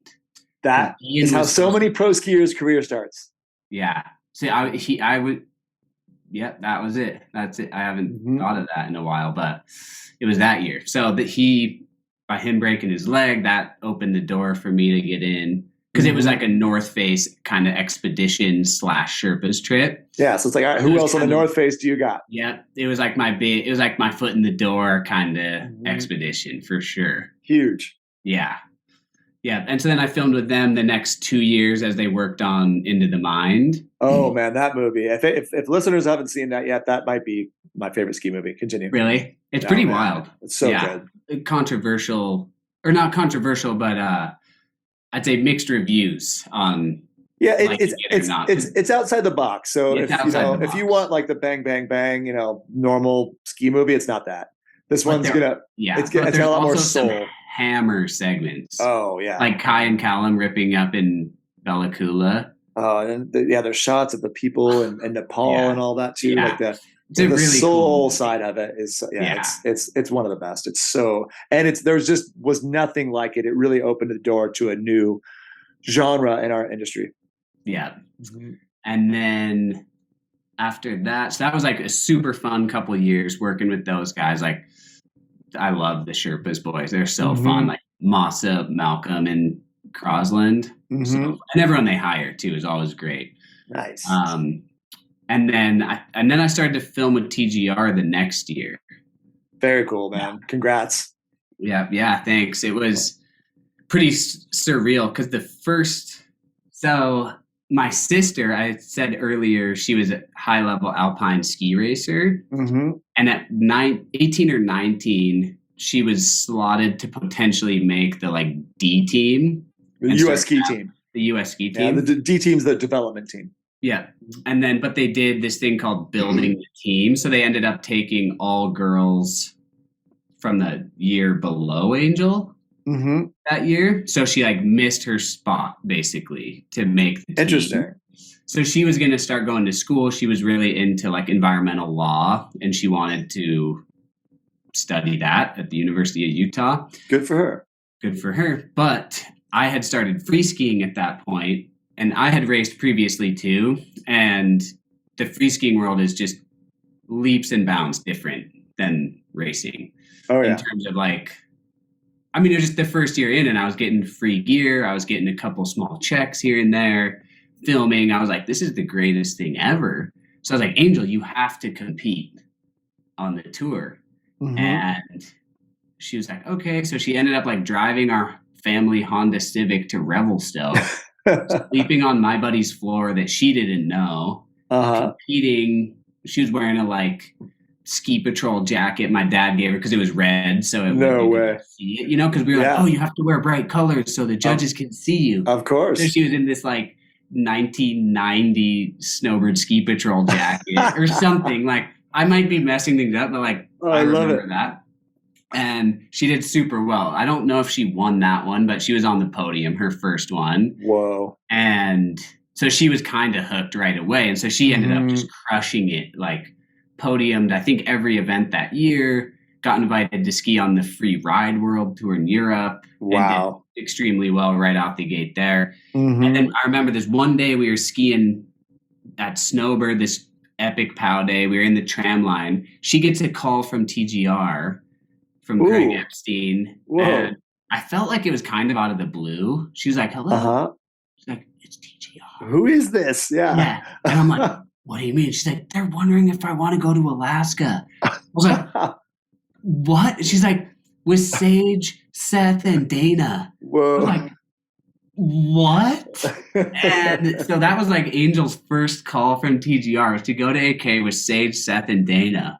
Holy and I was strudels. Like, oh my God, unreal, right? And so then it was pretty cool. I think it was maybe 2 years later, or maybe a year later, that they called me to go film. Oh man! So it wasn't. I don't have the same exact memory. I just remember that being in the tram line with Angel when she got that call. It was like, oh my God, this stuff is happening. We're doing it, and we're making it. I don't remember the phone call I got from TGR as well, but it was pretty awesome as well. And I got invited to go sledding with Sage, Nick McNutt, Durchie, Dylan Hood. They kind of had this whole posse ski and POW up in Wyoming. So I went up there for a couple days, but then the first real trip was for a week after that, and went over to Le Grave with Ian Mack. In France, wow. In France, yeah. That's heavy, man. How was that out there? It was awesome. It was really cool. And It was, but it was right after I'd finished like the 7 summits, and I was still doing quite a bit of, or that all that was like pretty fresh in my mind still. So kind of mixing up the skill set felt kind of natural. Great. Oh yeah, and Todd Laguerre was there too. Yeah, he skied with us for a bit. He just ended up going home early. I think he hurt his knee or something. Yeah, and just for our listeners, he's mentioning these folks. And so Sage Catabriga-Alosa, Seth Morrison. Yeah. My bad. No, you're good. Dana Flair. I'm trying to think of any other names that we didn't complete. But yeah, just in case people don't know. Yeah, totally. I know it's cool when you say it like as buddies.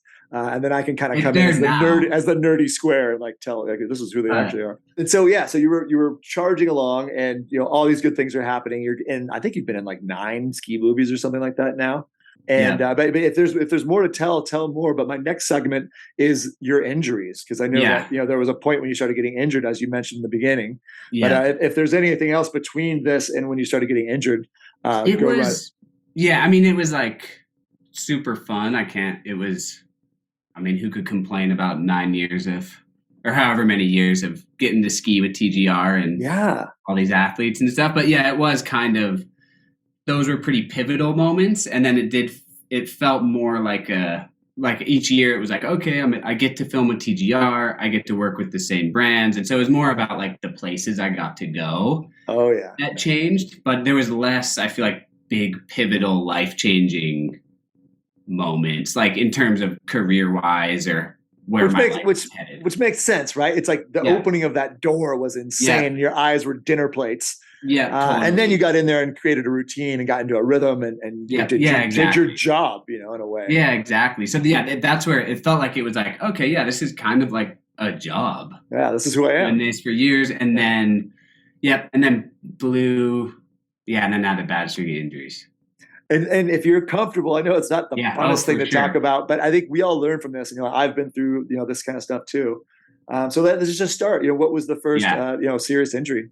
Yeah, so I'll just do like a brief overview. Yeah. In April of 2018. So it sounds like you were filming from like 2011 until 2018, and when you first got hurt. Yep. And then, so I was up in BC. We were shooting at Selkirk with Matchstick. Blew my knee for the first time. So it was like my ACL on my right leg. Okay. Which I was it's kind of, as a skier, that's super scary. You're like, that's like the worst thing ever is blowing your ACL. So I was all spooked of it, but luckily by that point, I was with Red Bull, and they offer like incredible support for injured athletes, which is something I had no idea about. So great. But so cool. And it's really, really unique, especially in our world of like backcountry skiing or the like kind of the outdoor industry. There's a great. Nobody's doing that. No one's doing it. Yeah. Like we have no governing body. We're not in the Olympics. There's no one that like physically. There's no players association, because the NFL, football in America has 100% injury rate, but so does free skiing. Free skiing has 100% injury rate, but we have no support system unless you're with Red Bull. Right. Well, we got to get some stuff on the big screen. We need to somehow get some money and then get organized. Yeah, I think that'll help.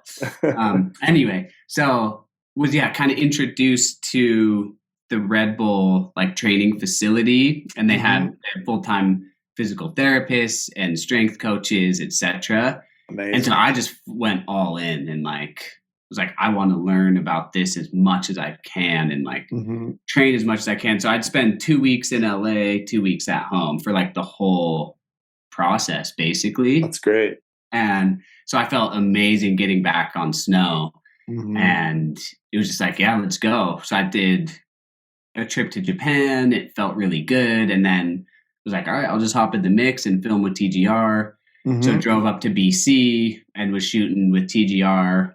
And then I was on a trip, a winter camping trip with Nick McNutt and Sage Catabriga-Alosa. And we weren't even filming. I was just trying to like still do a few things to get my confidence back. Like I hadn't been doing any backflips. So I was like, oh, I just want to do a backflip. And then was hitting this wind lip. No one was even filming. They were like, I think Sage was maybe the only one who even saw it.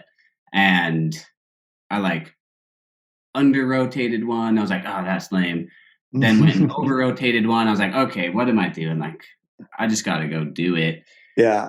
And then the third one, I just like landed right in my bomb hole. Oh. And it just like, yeah, my knee just crumpled. Oh. And it felt like the first time I blew it, it was like click, like it kind of over hyperextended. And I was like, oh, that feels weird. But then the second time it was like, whoa, that like hurts a lot. Oh. And then ended up, so I was like, I was pretty sure I blew it again, but again, we were camping. Oh gosh, you're out there.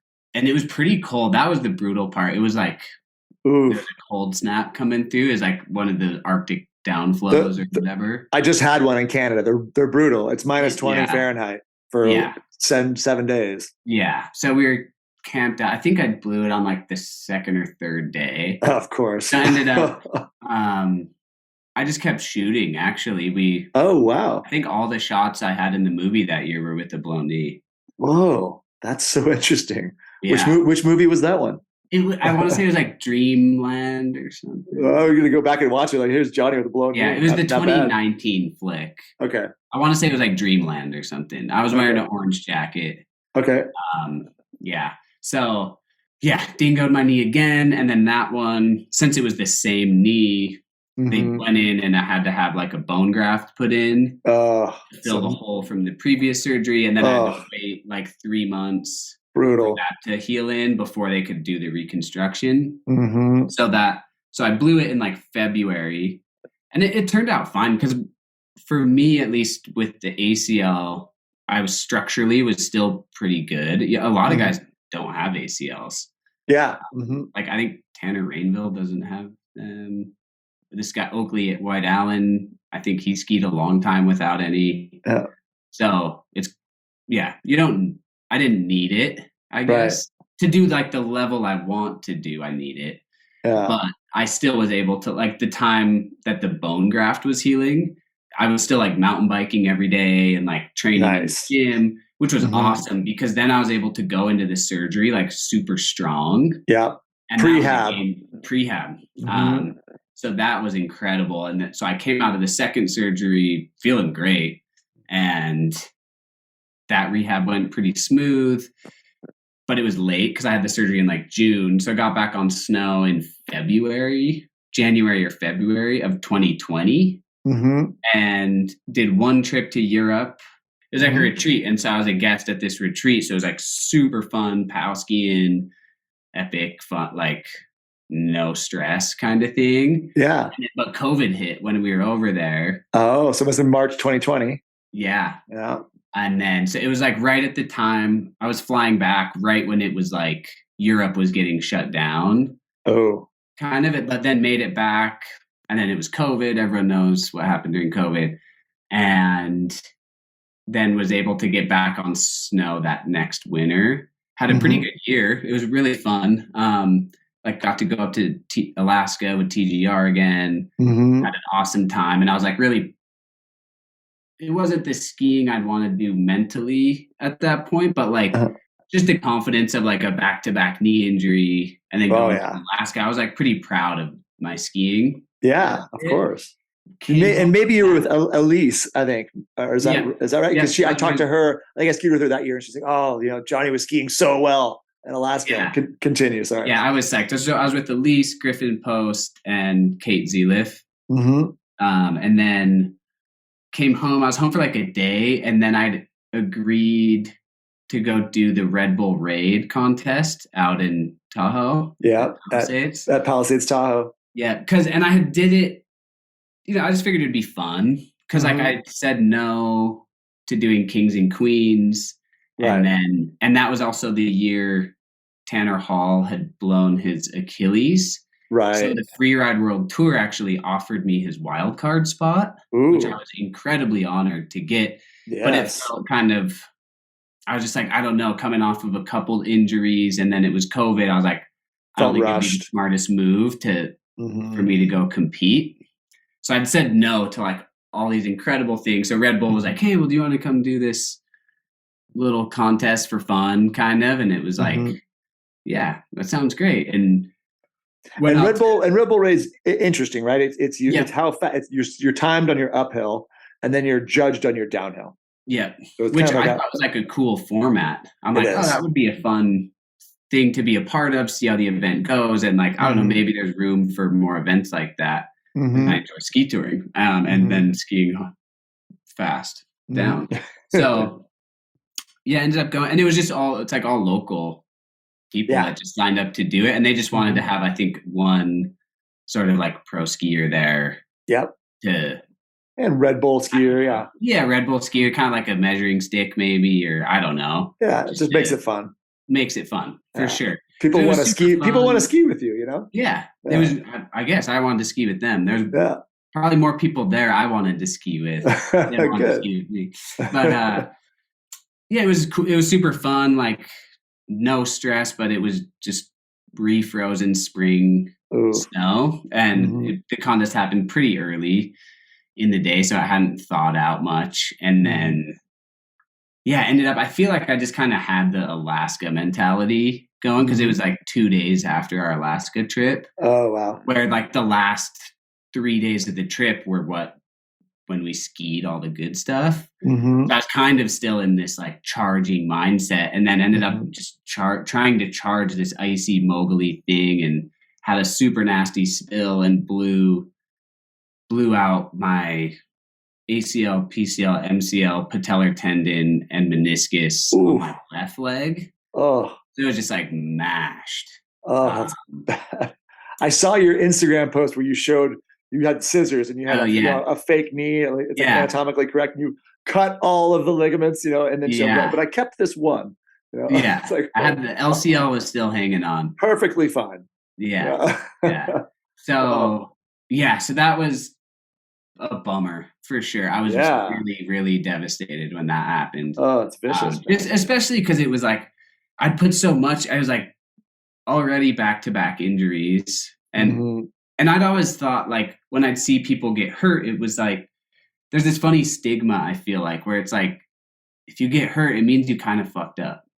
It's like I don't like no one's gonna say it, but it's kind of this stigma. Same thing as like an avalanche. Yeah. When an avalanche happens and you're like, ooh, like I wonder how that happened. Yeah, no, I know exactly what you mean. Yeah, and it's like I think it's shifting.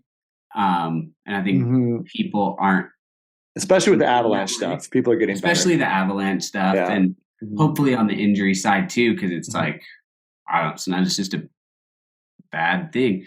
People, we're just doing our best, That's doing our best, and it's like you never know what could happen, but I was mostly bummed because of the back-to-back injuries. I never wanted to be injured in the first place, especially to be like the injured guy. Was like, man, that's a tough identity to pick up as the injured guy. Yes. And through the other ACLs, I'd like started to spend a lot of time learning about the body and like recovery processes, how to eat right. I'd quit drinking. There's like multiple things where I was like really trying to do everything correctly. So then to get like slammed with this injury, it was like, what am I doing? Like I was feeling so strong and good and healthy, and then it's just like this devastating injury. It's like, what? So that was like mentally tough to cope with. Just the like, what am I doing? Part of it alone, like I'm spending so much energy trying to be healthy and promote a healthy lifestyle, and then it's like, and I'm hurt again, and worse this time, and worse, like way worse. The other ones, in comparison, like for me, just the ACL was a breeze. It's chill. It was super chill. Like I woke up from surgery, it was like didn't need any pain meds. You start weight bearing 2 days later, like. No worries. It was like injury, but I almost with the ACLs, I almost had to like keep telling myself I was injured to keep it reeled in. you Right. know, like I gotta chill. But yeah, with this one, it was like, Long haul. long haul. Yeah, I had to dig pretty deep to get through that one. Oof, dude, I can't. The mental challenge is the hardest part. The mental, yes. And how many surgeries for that one?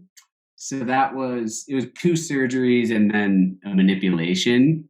So I had. What is a manipulation? But yeah, go through the 3. Yeah. There's varying, as far as I understand it, a manipulation, like there's different levels. Like if you go to the chiropractor and get your back cracked, that's like technically a manipulation, right? But like a grade 1 or 2, right? So this would be more of a high level manipulation, like grade 5 or something like that. Okay. So, and basically what they do is they're just breaking up scar tissue. Oof. So what happens is, and it can happen from like any injury or surgery, just scar tissue builds up from like lack of movement, and it just, and like by the time I needed it, it was like we were spending like 5 to 7 hours a day at the Red Bull gym, like cranking on my knee, doing like every modality we could to get range of motion. Like, damn, it was so painful, and it was just like not making any progress, right? And like, or very, very little. And it was like, okay, well, we have to do something different. So by the time I needed the manipulation, it was like, please. Yeah, anything. Yeah. And so they just put you out with anesthesia, okay, give you a nerve block, and then they just reef on it. Oh my god! Yeah, like I think there's. Like, I'd love to see a video. Yeah, like they didn't film mine, I don't think, which I'm kind of bummed about. But you can look it up on YouTube. I'm pretty sure. I'll look it up. Gnarly. Yeah. So it's basically like bending your knee and getting it to move again. Yeah. Whoa. Yeah. I mean, it's like, all right, this joint should do this, but it's not. Right. So they put you out so you can't like resist it at all. And it's like, right. Wow. But so that injury, the first surgery, they fixed the patellar tendon, which to me, I think was the gnarliest part, because basically it's like all your quad muscles go down, connect to your patella, and then your patellar tendon like kind of runs from your quad muscles over your patella, and then it turns into like technically a ligament from your patella attaching to your lower leg. Right. And it tore, you can kind of feel it. Like if you feel under your kneecap, there's like a thick ropey thing. So that was just snapped. Ooh. So it was like your quads. I remember laying in the snow after, and I was like, oh my God, like I'm fucked up right now. Oh. And I tried to straighten my leg, but your quad is what you can't. It. Nope. So like I just felt my quads like kind of like slinky up. Oh, like, gross. Oh God. And then I tried to like bend, like flex it, and my hamstrings were still connected. So I could like bend it. So I was like, oh, okay, like I can do something still. And, oh God. Yeah. So anyway, that first surgery fixed patellar tendon, MCL, meniscus. And then because of the patellar tendon damage, I had to be immobilized for a while. And that's what built up all the scar tissue. Of course. So then had the manipulation, and then tried to get strong because they wanted me to have a certain level of strength, like the prehab, before going in to fix the ACL and the PCL. Wow. So then that took a while. The injury happened April 2nd. I had the first surgery April 10th or 12th. The manipulation was June 18th. And then the last surgery was October 6th. Ooh, it's a process. So that just like put me out. Yeah, that's half your year right there. Yeah. And then like having the surgery on October 6th, it's like then you need 9 to 12 months. Yeah, that season's gone. That, which put us to October like 2 months ago. Right. Yeah. Yeah. Whoa. So yeah, so it was a mish for sure. And it was like I just remember all of that summer being hurt. It was like rehabbing and trying to get strong, but just knowing that I was going to have like another surgery to start it all again. It was like, it was weird. Oh, it's a mental screw, right? Like it's a mental screw because like one day you're like God, I can't wait to be better. And like, I'm not going to get there if I don't do the work right now today. So it's like, I'm going to go do it. And then the next day it would be like, why? Like, I don't care about going.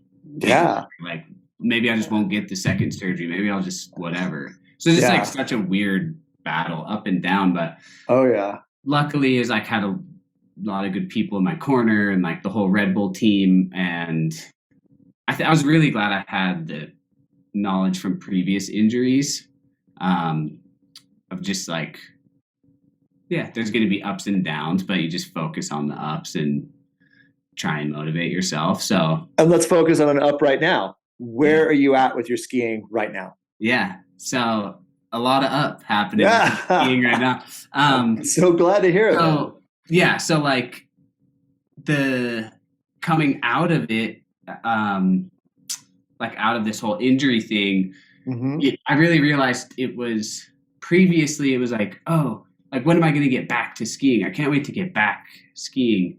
And then it was just kind of this funny mental shift. And it was like, why am I trying to go back? Like I was doing all that stuff. It's like, there's so much stuff I can't wait to do that I've been excited to do. And I'm like, maybe this is just the little sticky note in the notebook. It's like, all right, time to like open up to a new chapter, like there's all kinds of stuff I've wanted to do that I've never done. This is my shot. This is like, only got one chance at this whole thing. So it's like, why don't I just do more? I mean, it's like, I feel like I had like an incredibly good life and did a lot of stuff through my whole career in my 20s. But it's like, now I have this like fire lit where I'm like, it's sunny, there's snow, like we're going. We're gonna find something to do. Is it a flat walk up a like really weird gully? Like, sure, let's go. I don't care. I just want to go. So anyway, I'm just like so beyond stoked to be on skis again and have my knee feel good skiing. And I really wanted this year to like stick around the Wasatch here at home. Because there's a ton of stuff I haven't skied here because I've spent my whole 20s like traveling to ski. Right. And it's always been like, oh yeah, I'd love to ski that or love to ski that. But I'm getting on a plane tomorrow. Yeah, totally. And so this year is like, all right, well, I'm just going to do it. And then it's been the most insane year. Like it was the best December of my life. Just factually. Like I think we got the most amount of snow in December in 4 decades. It's insane, dude. Utah's been going off. It's been going off. So it's just been such a blessing. Like every day, it's like, look at the forecast, like, oh, another storm coming in. And then it's like, all right, well, let's go ski this or go do this. And it's like, I'm having like a functional body to go move through the mountains or go do things you love is such a blessing. And it's like, I never, ever want to take that for granted again. Well, I'm so glad that all these storms and this great early season has lined up with you being back, man. And to hear that December was the best month for you, that's makes me really happy to hear that, man. And just to see your smile and your energy. I'm glad we're doing the podcast now and not 5 months ago or, when you weren't back yet. Like the timing is really good. The timing is way better. It's really, really good. And then I just wanted to brush on really quick. It kind of looks like you became like a fitness professional during your time of being injured because you had to do so much rehab. So just tell me really quick about that. And then I want to kind of jump in and talk about your sister a little bit. Oh, cool. Yeah. So the fitness stuff I really love and have gotten excited about. Mostly because of the weird injury stigma thing, it was like, I just wanted to be as like transparent as I could about the journey, like just starting with my very first ACL. So I just started sharing the rehab I was doing and the training, and people love really, that. They were super into it. People love it. So like, I can only thank everyone who was like supporting those like posts I was putting out. So it just kept me wanting to post about it. And then it was like, oh, maybe I'll like build some workouts. And then I just got such an overwhelmingly positive response from people. And they're like, when are you going to put out like a program or this or that? And it felt really weird to me to just do that. Like to say like, oh, well, I'm a pro athlete. So I'm going to tell you, this number one trick will get you skiing hard, or like get abs in 20 minutes. It's just like, I'm not really into that. And I didn't want to just sell something based on being an athlete and not having like the actual knowledge. So during COVID, I started taking classes for exercise science. Wow, that's great. Like the first step of that was getting like your certified personal trainer, and then nutrition coach. So then through that course, it really allowed me to like learn properly how to build a program and like just the certain pieces you need to have like a good strength training program.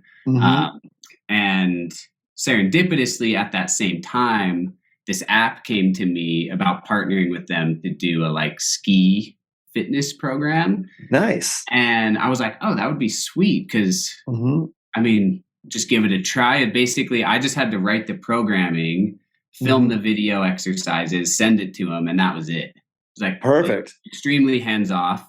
So like, cool, we'll just try this out, see how it goes. And yeah, it went super well. Like, I didn't have the issue I have with this. I didn't have any, like once I'd sent the videos in, that was it. I couldn't touch it. Okay. People had issues logging in. I couldn't help them. And what was it called? It's called Skier Fit. Got it.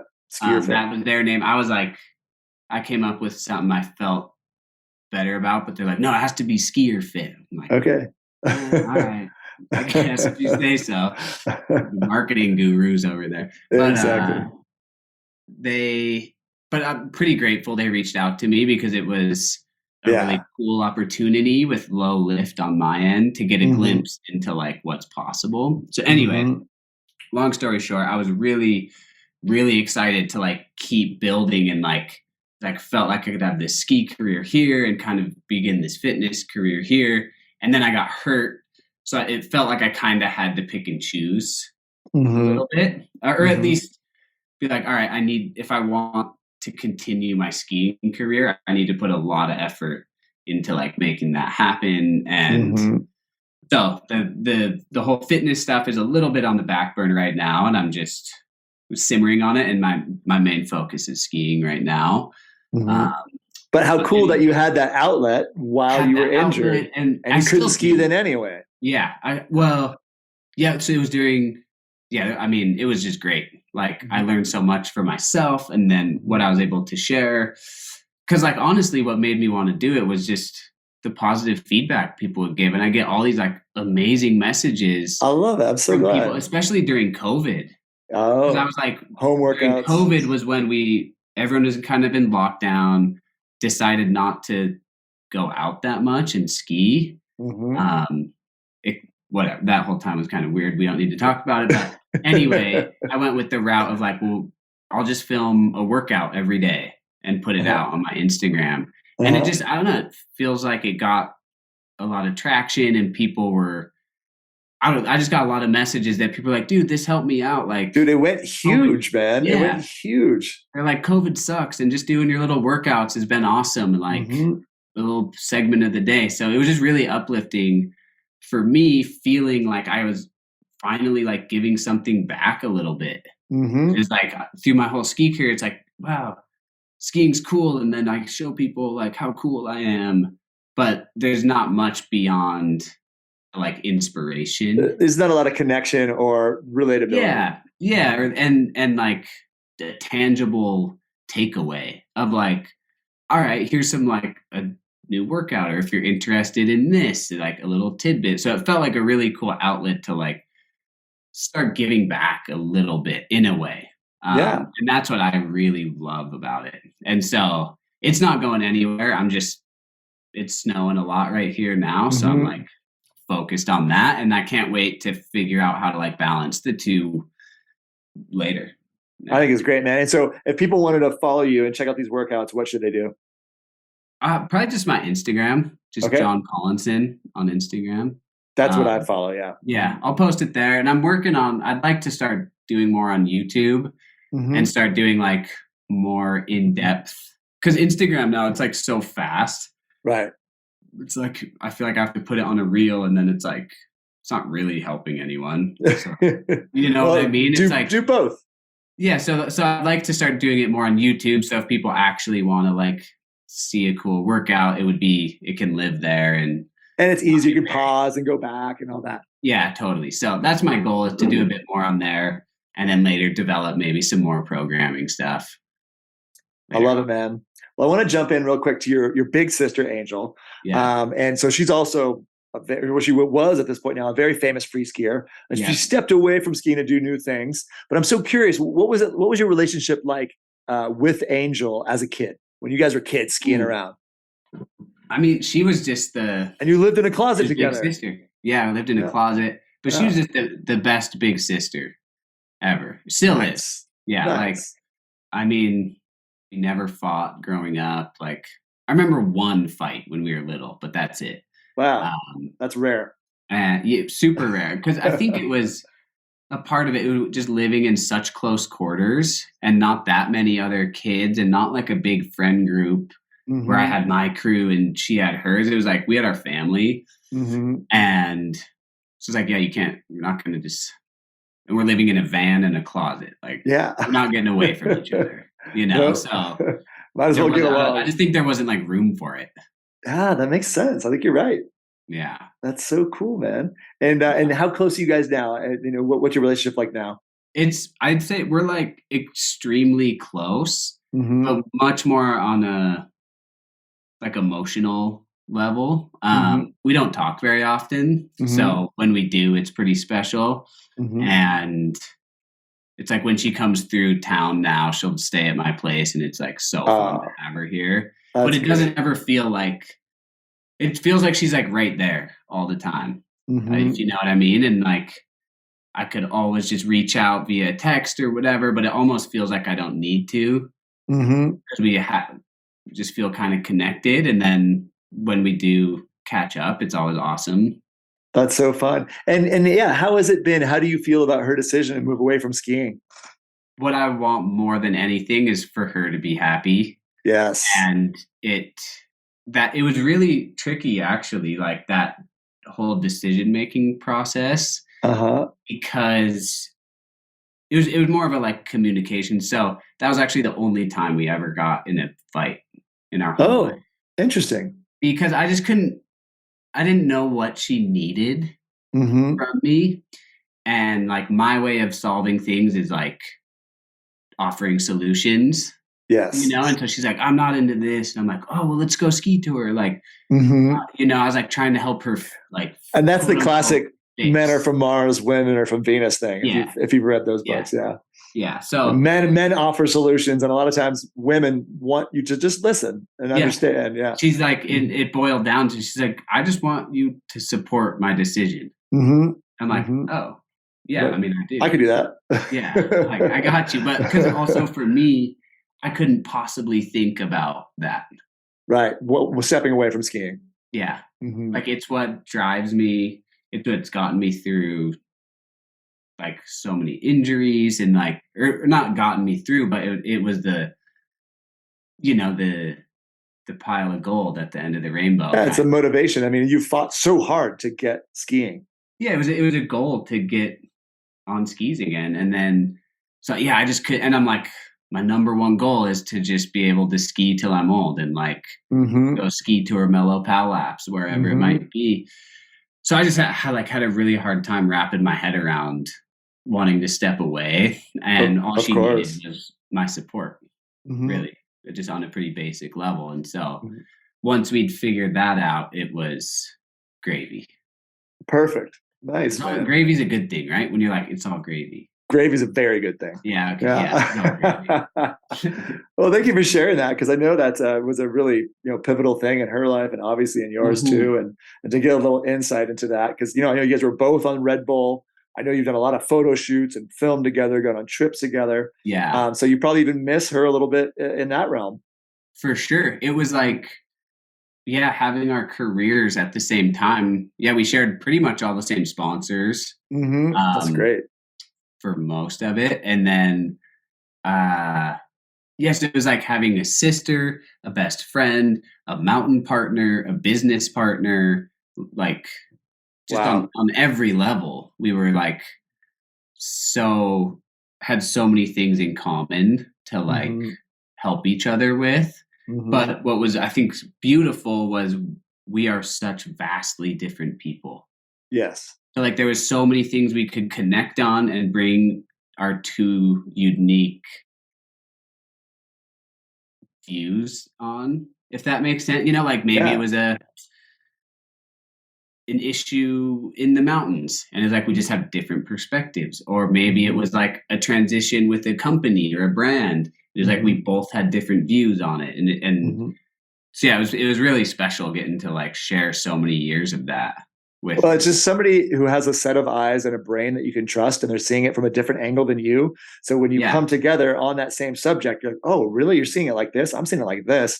And you just you get so much more learning. Any kind of partner like that in life is extremely valuable, I think. Yeah. But it's pretty funny because we're just so different on a personal level, and what we like and enjoy and want to spend our time doing is like couldn't be different. Yeah, that's great. Or couldn't be more different, I mean. But it sounds like she's doing well now, and I wish her all the best. I really think she's a special person.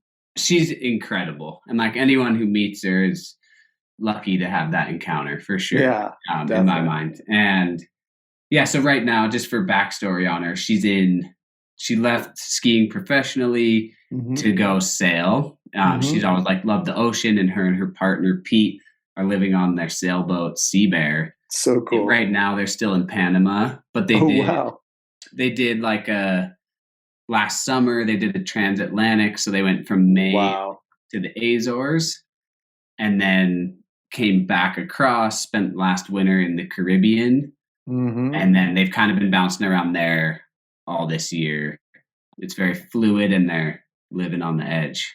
I love it. And the Azores are Portuguese islands that are way out in the middle of the ocean in the Sargasso Sea, which I learned means seaweed sea, because I guess the way the current moves in the Atlantic, it dumps a bunch of seaweed in that part of the ocean, which I thought was I was reading about it the other day. And then also on another note, I just read the Outside magazine article about Angel. I don't know if you read that.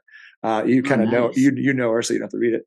But for us, it's a really cool article. So I recommend that too. She was really psyched on it too. She should be, because it's really how it turned out. It's really well done. Cool. And for like a cool, empathetic, understanding point of view, I thought that was great. Right. And so we'll go from a really important topic to one even importanter, is hair. So Johnny, you had incredible, luscious locks of blonde hair, or you used to, and you cut them off. But first I want to start with, you got second place in the Powder Magazine's first annual Ski Town Hair Down. But who the F did you lose to? I think Marcus Caston. No way. Yeah. Well, his video, I mean, it was all about the video. Oh, it was like flipping his hair and stuff. He crushed it. I can't, it was like rollerblading. He was like rollerblading. Oh. He's like a really good, I mean, he's just an insane athlete, but he is really good rollerblader. So I think he had some like rollerblading hair. Like just super well made video. It was hilarious. Oh, everyone was good though. Yeah, I feel like it was an upset though, man. I thought you were a shoo-in for the win. And so your hair didn't. Yeah, how long ago did you cut it? You cut your hair off, and why did you cut it? Yeah, so I cut it. Well, actually, like the summer of COVID. Okay. And I cut it then, but then I buzzed it this summer. Oh, nice. Yeah, I like the buzz a lot. It's so easy. It's so good. I had nipple length hair for 3 times in my life. When I was in high school, did it again in college, did it again when I first started ski bumming. And now I'm pretty much bald. I just have like a trimmer. I just keep it totally short, and I love it. It's so much better. All the hair, even when I had short hair, you have to style it and try to look. Yeah, cool. Exactly. I like suck going at out to the bar. Yeah, it's terrible at that. It's like this. And is my hair, awesome. like I don't have good hair. Like when it was long, it looked good, but like my short hair, it's not like good hair. So I have to style it, or else wear a hat. So anyway, so I cut it for a few reasons. Mainly, I was just over it because I had it. My dad made me cut it pretty short, I think after Everest. Okay. Yeah, because it got like decently long, like chin length, or maybe not even after Everest. And then I had all these interviews, of course, with like local newspapers or whatever after ever. So my dad was like, "We're gonna clean you up." You look like a punk. Yeah. So he cut it, and then I didn't cut it again until I chopped it all off. Oh wow, yeah, because it was long. So it was really long. It was long. It was like, yeah, by the time I cut it, it was nipple length or longer. Mm-hmm. So yeah, it was just like 10 years of dealing with it in the mountains and like Oh yeah, on like month-long camping trips or this and that. It was just such a pain. oh yeah. And so that was part of it. A part of it was the identity, where I really felt like it was like, oh yeah, he's like the blonde skier guy, The long hair dude. Yeah. yeah. And it was just kind of like, you know what? I don't want my hair to be my identity, you know? Mm-hmm. I love that. And it also, part of it too was aesthetically, I think through all the surgeries or like the first, because at that point I'd had 2 ACL surgeries. Oh. And I just started to like lose a lot of hair. So I had these like kind of balding spot, or not balding spots, but like when I had long hair, it made me feel like I was Homer Simpson or Gollum or something, where it would just look like really like weird and greasy and long. And it was like, this is just a bad look. I'm not psyched on it. So gotta go. Well, thank you for that. That was more insight than I expected on that. Thank you. Yeah. So it was multiple layers for sure. Yeah. Nice. So I'm gonna say some words that I think will have an impact on you. Is Alta, Snowbird, Wasatch Mountains, Utah. And so just the blunt question is, how do you feel about the Wasatch Mountains of Utah? I mean, I love it here.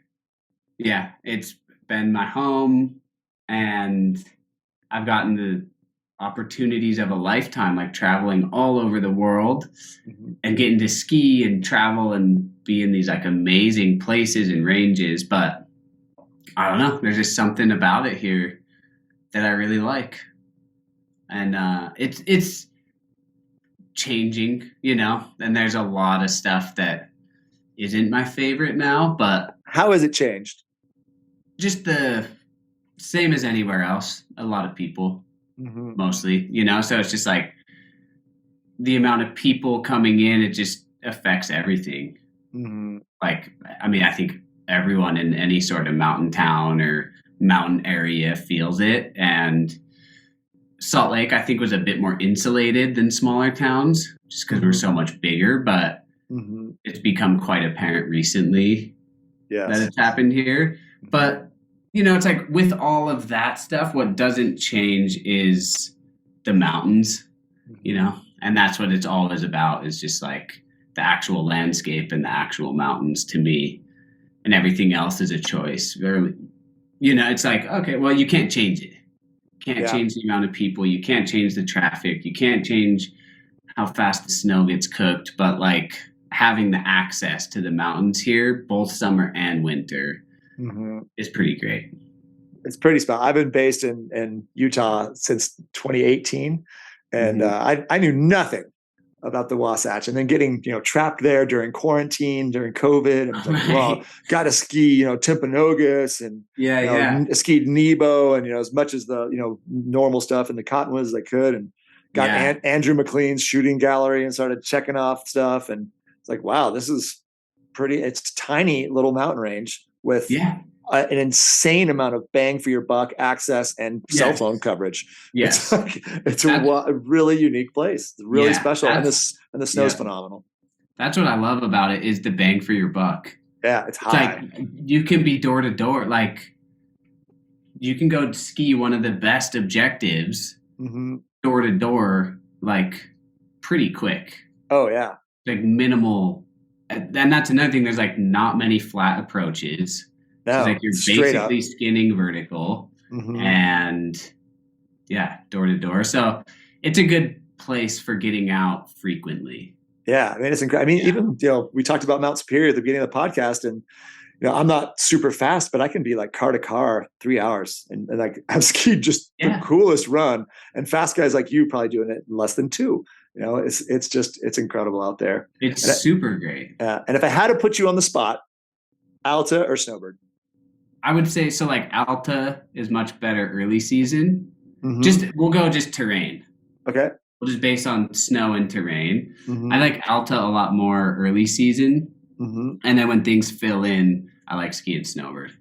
Cool. I like that's a clean answer. Everybody wins. Everyone wins. But and I have a lot of nostalgia for snowboard. Like growing up there, it was quite formative for me, like as a skier, as a person, Oh, man. all sorts of stuff. So like snowbird's special, but I probably right now I spend a lot more time at Alta. Nice. So it's a toss up. Mm-hmm. So if you grew up in snowbird employee housing in a closet with your sister, and your mom homeschooled you in the wintertime, were you let free on powder days? Like that was a priority? Is it possible you had more powder days as a kid as almost anybody? Potentially, yeah. Yeah, I mean, it sounds like it, right? I mean, that must have been a really wild place to grow up. Yeah, it was amazing. And we did like have a lot of focus on the actual schooling and the academic side. Mm-hmm. And so the school was pretty special. My mom taught my sister and I, and then Anna Wieringa, who used to be the general manager of Alta. Mm-hmm. He had a daughter Angel's age and a son my age. Perfect. So my mom taught them. Oh. And then another fella, Howie Howlett, who worked at Alta Snow Safety. Mm-hmm. His daughter Danny was with us, and this other girl Tess. Oh, so it was like a little mini school. A little mini school. That's so great. And we'd only come together in the winter. So most of the other kids, they lived in Montana or Washington or wherever, and they'd be public school there. And then just for when the resorts were spinning, everyone would be here. Wow, so that is really unique. That's a unique upbringing, man. Wow. Yeah. And the catch was like we would just follow the curriculum of our school that we were in. Mm-hmm. So my mom was like really teaching 6 different subjects, 6 different curriculum. It was pretty wild. That's hard. And the catch was that we had to be able to like go back to our public school and just like fit like right didn't miss a beat. That was the catch. So it was like we had to keep up with everything. We had to have like straight A's basically, or like as good a grades as we could was the main focus. Mm-hmm. And as long as that was getting the forefront, we could ski powder. And that was your life until you were 8, like all of your schooling. That was wow. Mom only had her elementary ed. Okay. So I think that got us to 8th or 9th grade. Okay. And then after that, there was different opportunities opening up for schooling after that. So for me, that was a lot of online and like packets, like BYU University here offered these high school packets of classes. So like, that's how I did the 7 summits was I'd bring like, it was funny as hell. Like we'd get down through the Khumbu ice fall. Everyone's like chilling, like drying their gear, and I'm doing like my math quiz. Oh my God. Camp, and like, so it was pretty cool. Amazing. Like BYU offered these packets, and then they had ran some like contest. Like, what do you use our packets for? And if we choose you to be the winner, we'll send you like a year's worth of free packets and like a computer to do schoolwork. if you're good at, you won. No way. If you're good at school, we'll send you more school. Exactly. Won myself a year of free school. That's so cool. But it was pretty sweet because I think the packets or the classes were like a couple $100 a pop. Oh yeah. So helped out. That's so cool, man. Congrats. Yeah. Nice. No, it was rad. And then I think I might be wrong, but I don't think so. I think Angel and I were the only people to be fully raised living up the canyon. I bet that's right, dude. Nobody. I mean, it's impossible. Have, like, raised kids to a certain age and then moved out or been in and out, but we were like full-time employee housing until we were both 18. Wow, what a special place. And it's pretty crazy. Yeah, and it's difficult to access on a good day. So just to be there and walk out, no automobiles in your daily life is just beyond cool. Yeah, it was really special. Like I remember my mom would go down to the valley to get groceries, but she'd just do like a big old Costco run, Mm-hmm. and then we wouldn't go back down for like weeks. I feel like Wow, that's so maybe that was cool, my man. little kid brain stretching time, but that's what it felt like. I'm jealous. It's what a crazy cool way to grow up, man. So transitioning from that to what's next. What's next for you, man? What's next for you in your journey, Johnny? I mean, like I was saying, I'm just so lit up by getting out and skiing right now and taking advantage of the conditions we have and a healthy body, et cetera, et cetera. I don't know. I'm really excited to just keep pushing myself a bit, and both on the ski side, plus I've started like biking a bit, so I'm really excited to do a bit more like gravel biking this next year. Mm-hmm. And then the whole fitness side of things too. I'd really like to start, kind of like my own fitness business and start. You should doing. I don't know exactly what, but have a lot of ideas. So yeah, there's a lot of different things happening and that I can put energy into, and I feel like super grateful that I have so many avenues I can go and so many things I can try and spend my time doing. True power in life, I think, is having options. So when you feel like you have options, you feel like you have agency in this world. And so I'm super pumped to hear that's the way that you're feeling. I'm so stoked that you're feeling healthy, that you're skiing again. I really am going to bug you when I'm back in Utah, dude. I'm slow on the skin track, but I'd love to go out. I'm not that fast. Let's go do, yeah, you are. Let's go do a little Superior one day. That's my favorite run on the Wasatch, and it's so easy to get to. Absolutely. But yeah, Johnny, that's all I got for you, man. Do you have any other thoughts you'd like to share here at the end of the show? Dude, this is always the part where I'm like, no, I'm all good. And then I get in the shower later and I'm like, damn, I should have said this really meaningful thing. Yeah.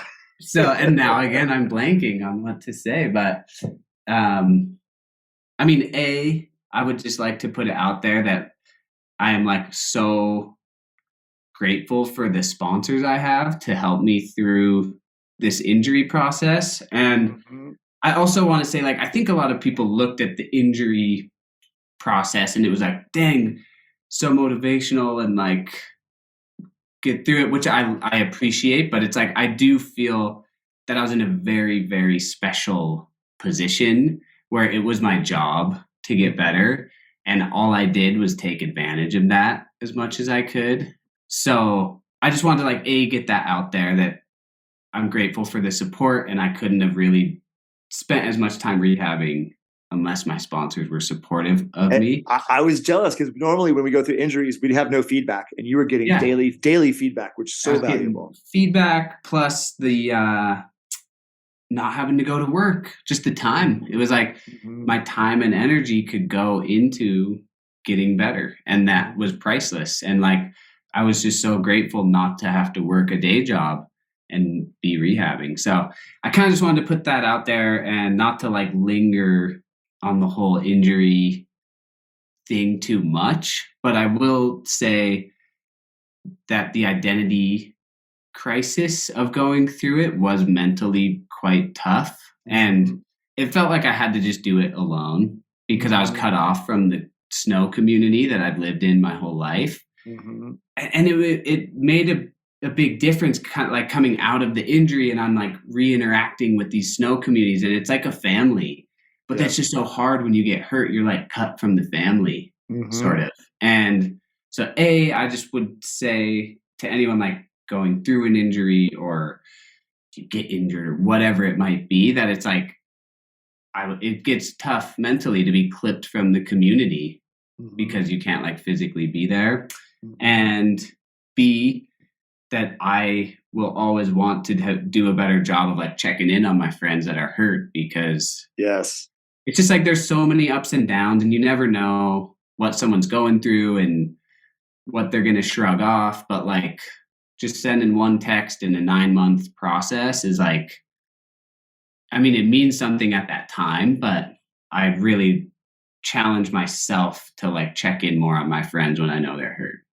That's great advice, because we all have those friends. Because again, in this sport, it's 100% injury rate, and so bringing over a bottle of wine and a couple of burritos and hanging out for dinner once in a while too. That kind of stuff is mega for sure. Huge. And Huge. So yeah, I would just say that. Dude, thank you so much for that. That is really cool insight, and all of us, bringing that empathy and that perspective and that understanding has so much value, and on a lot of things too. When people are going through a hard time, people have been checking in on me, when I went through something difficult recently, and it is earth shaking. Yeah, so I appreciate you saying that, Johnny. It was so good talking to you today, man. I really enjoyed this on a personal level. Yeah, so me too. Thank you. Thank you so much for your time, man. Have a great rest of the day, and I'm going to bug you, and we're going to go skiing. Yeah, do it. Well, you crushed it, dude. You're a great podcast host. So thank you for having me. I appreciate that. Thank you so much for listening to the Snowbrains podcast. If you liked this podcast, please share with your friends and family, and please subscribe. To find out more about Snowbrains, please visit us at snowbrains.com. You can also find us on Instagram, Twitter, and Facebook at Snowbrains. Today's episode of the Snowbrains podcast is brought to you by LEKI. Not all ski poles are created the same. The LEKI Trigger 3D Grip is an innovative design that replaces traditional straps and connects your hands directly to the grips, enhancing comfort, security, and performance. This proven technology can be found in many LEKI products, ranging from World Cup ski race poles used by Michaela Schifrin to those used by recreational skiers across the country. Experience the LEKI Trigger system once, and you'll never go back to traditional straps again. Learn more about Trigger 3D at leki.com. This episode of the Snowbrains podcast is brought to you by your Northern California Toyota dealer. Family fun adventures begin at Palisades Tahoe, and the best way to get there is in the Sequoia TRD Pro Hybrid. The iForce Max twin-turbo V6 hybrid engine packs a punch with 437 horsepower while still giving you up to an EPA estimated 22 miles per gallon. That's amazing. So you can feel the power without feeling it at the pump. It's made for adventure and made for the mountain. Visit buyatoyota.com/NorCal for more details and start your next adventure in a brand new Toyota, the official vehicle of Palisades Tahoe. This episode of the Snowbrains podcast was edited by Jared White, music by Chad Crouch, and I'm your host, producer, and creator, Miles Clark.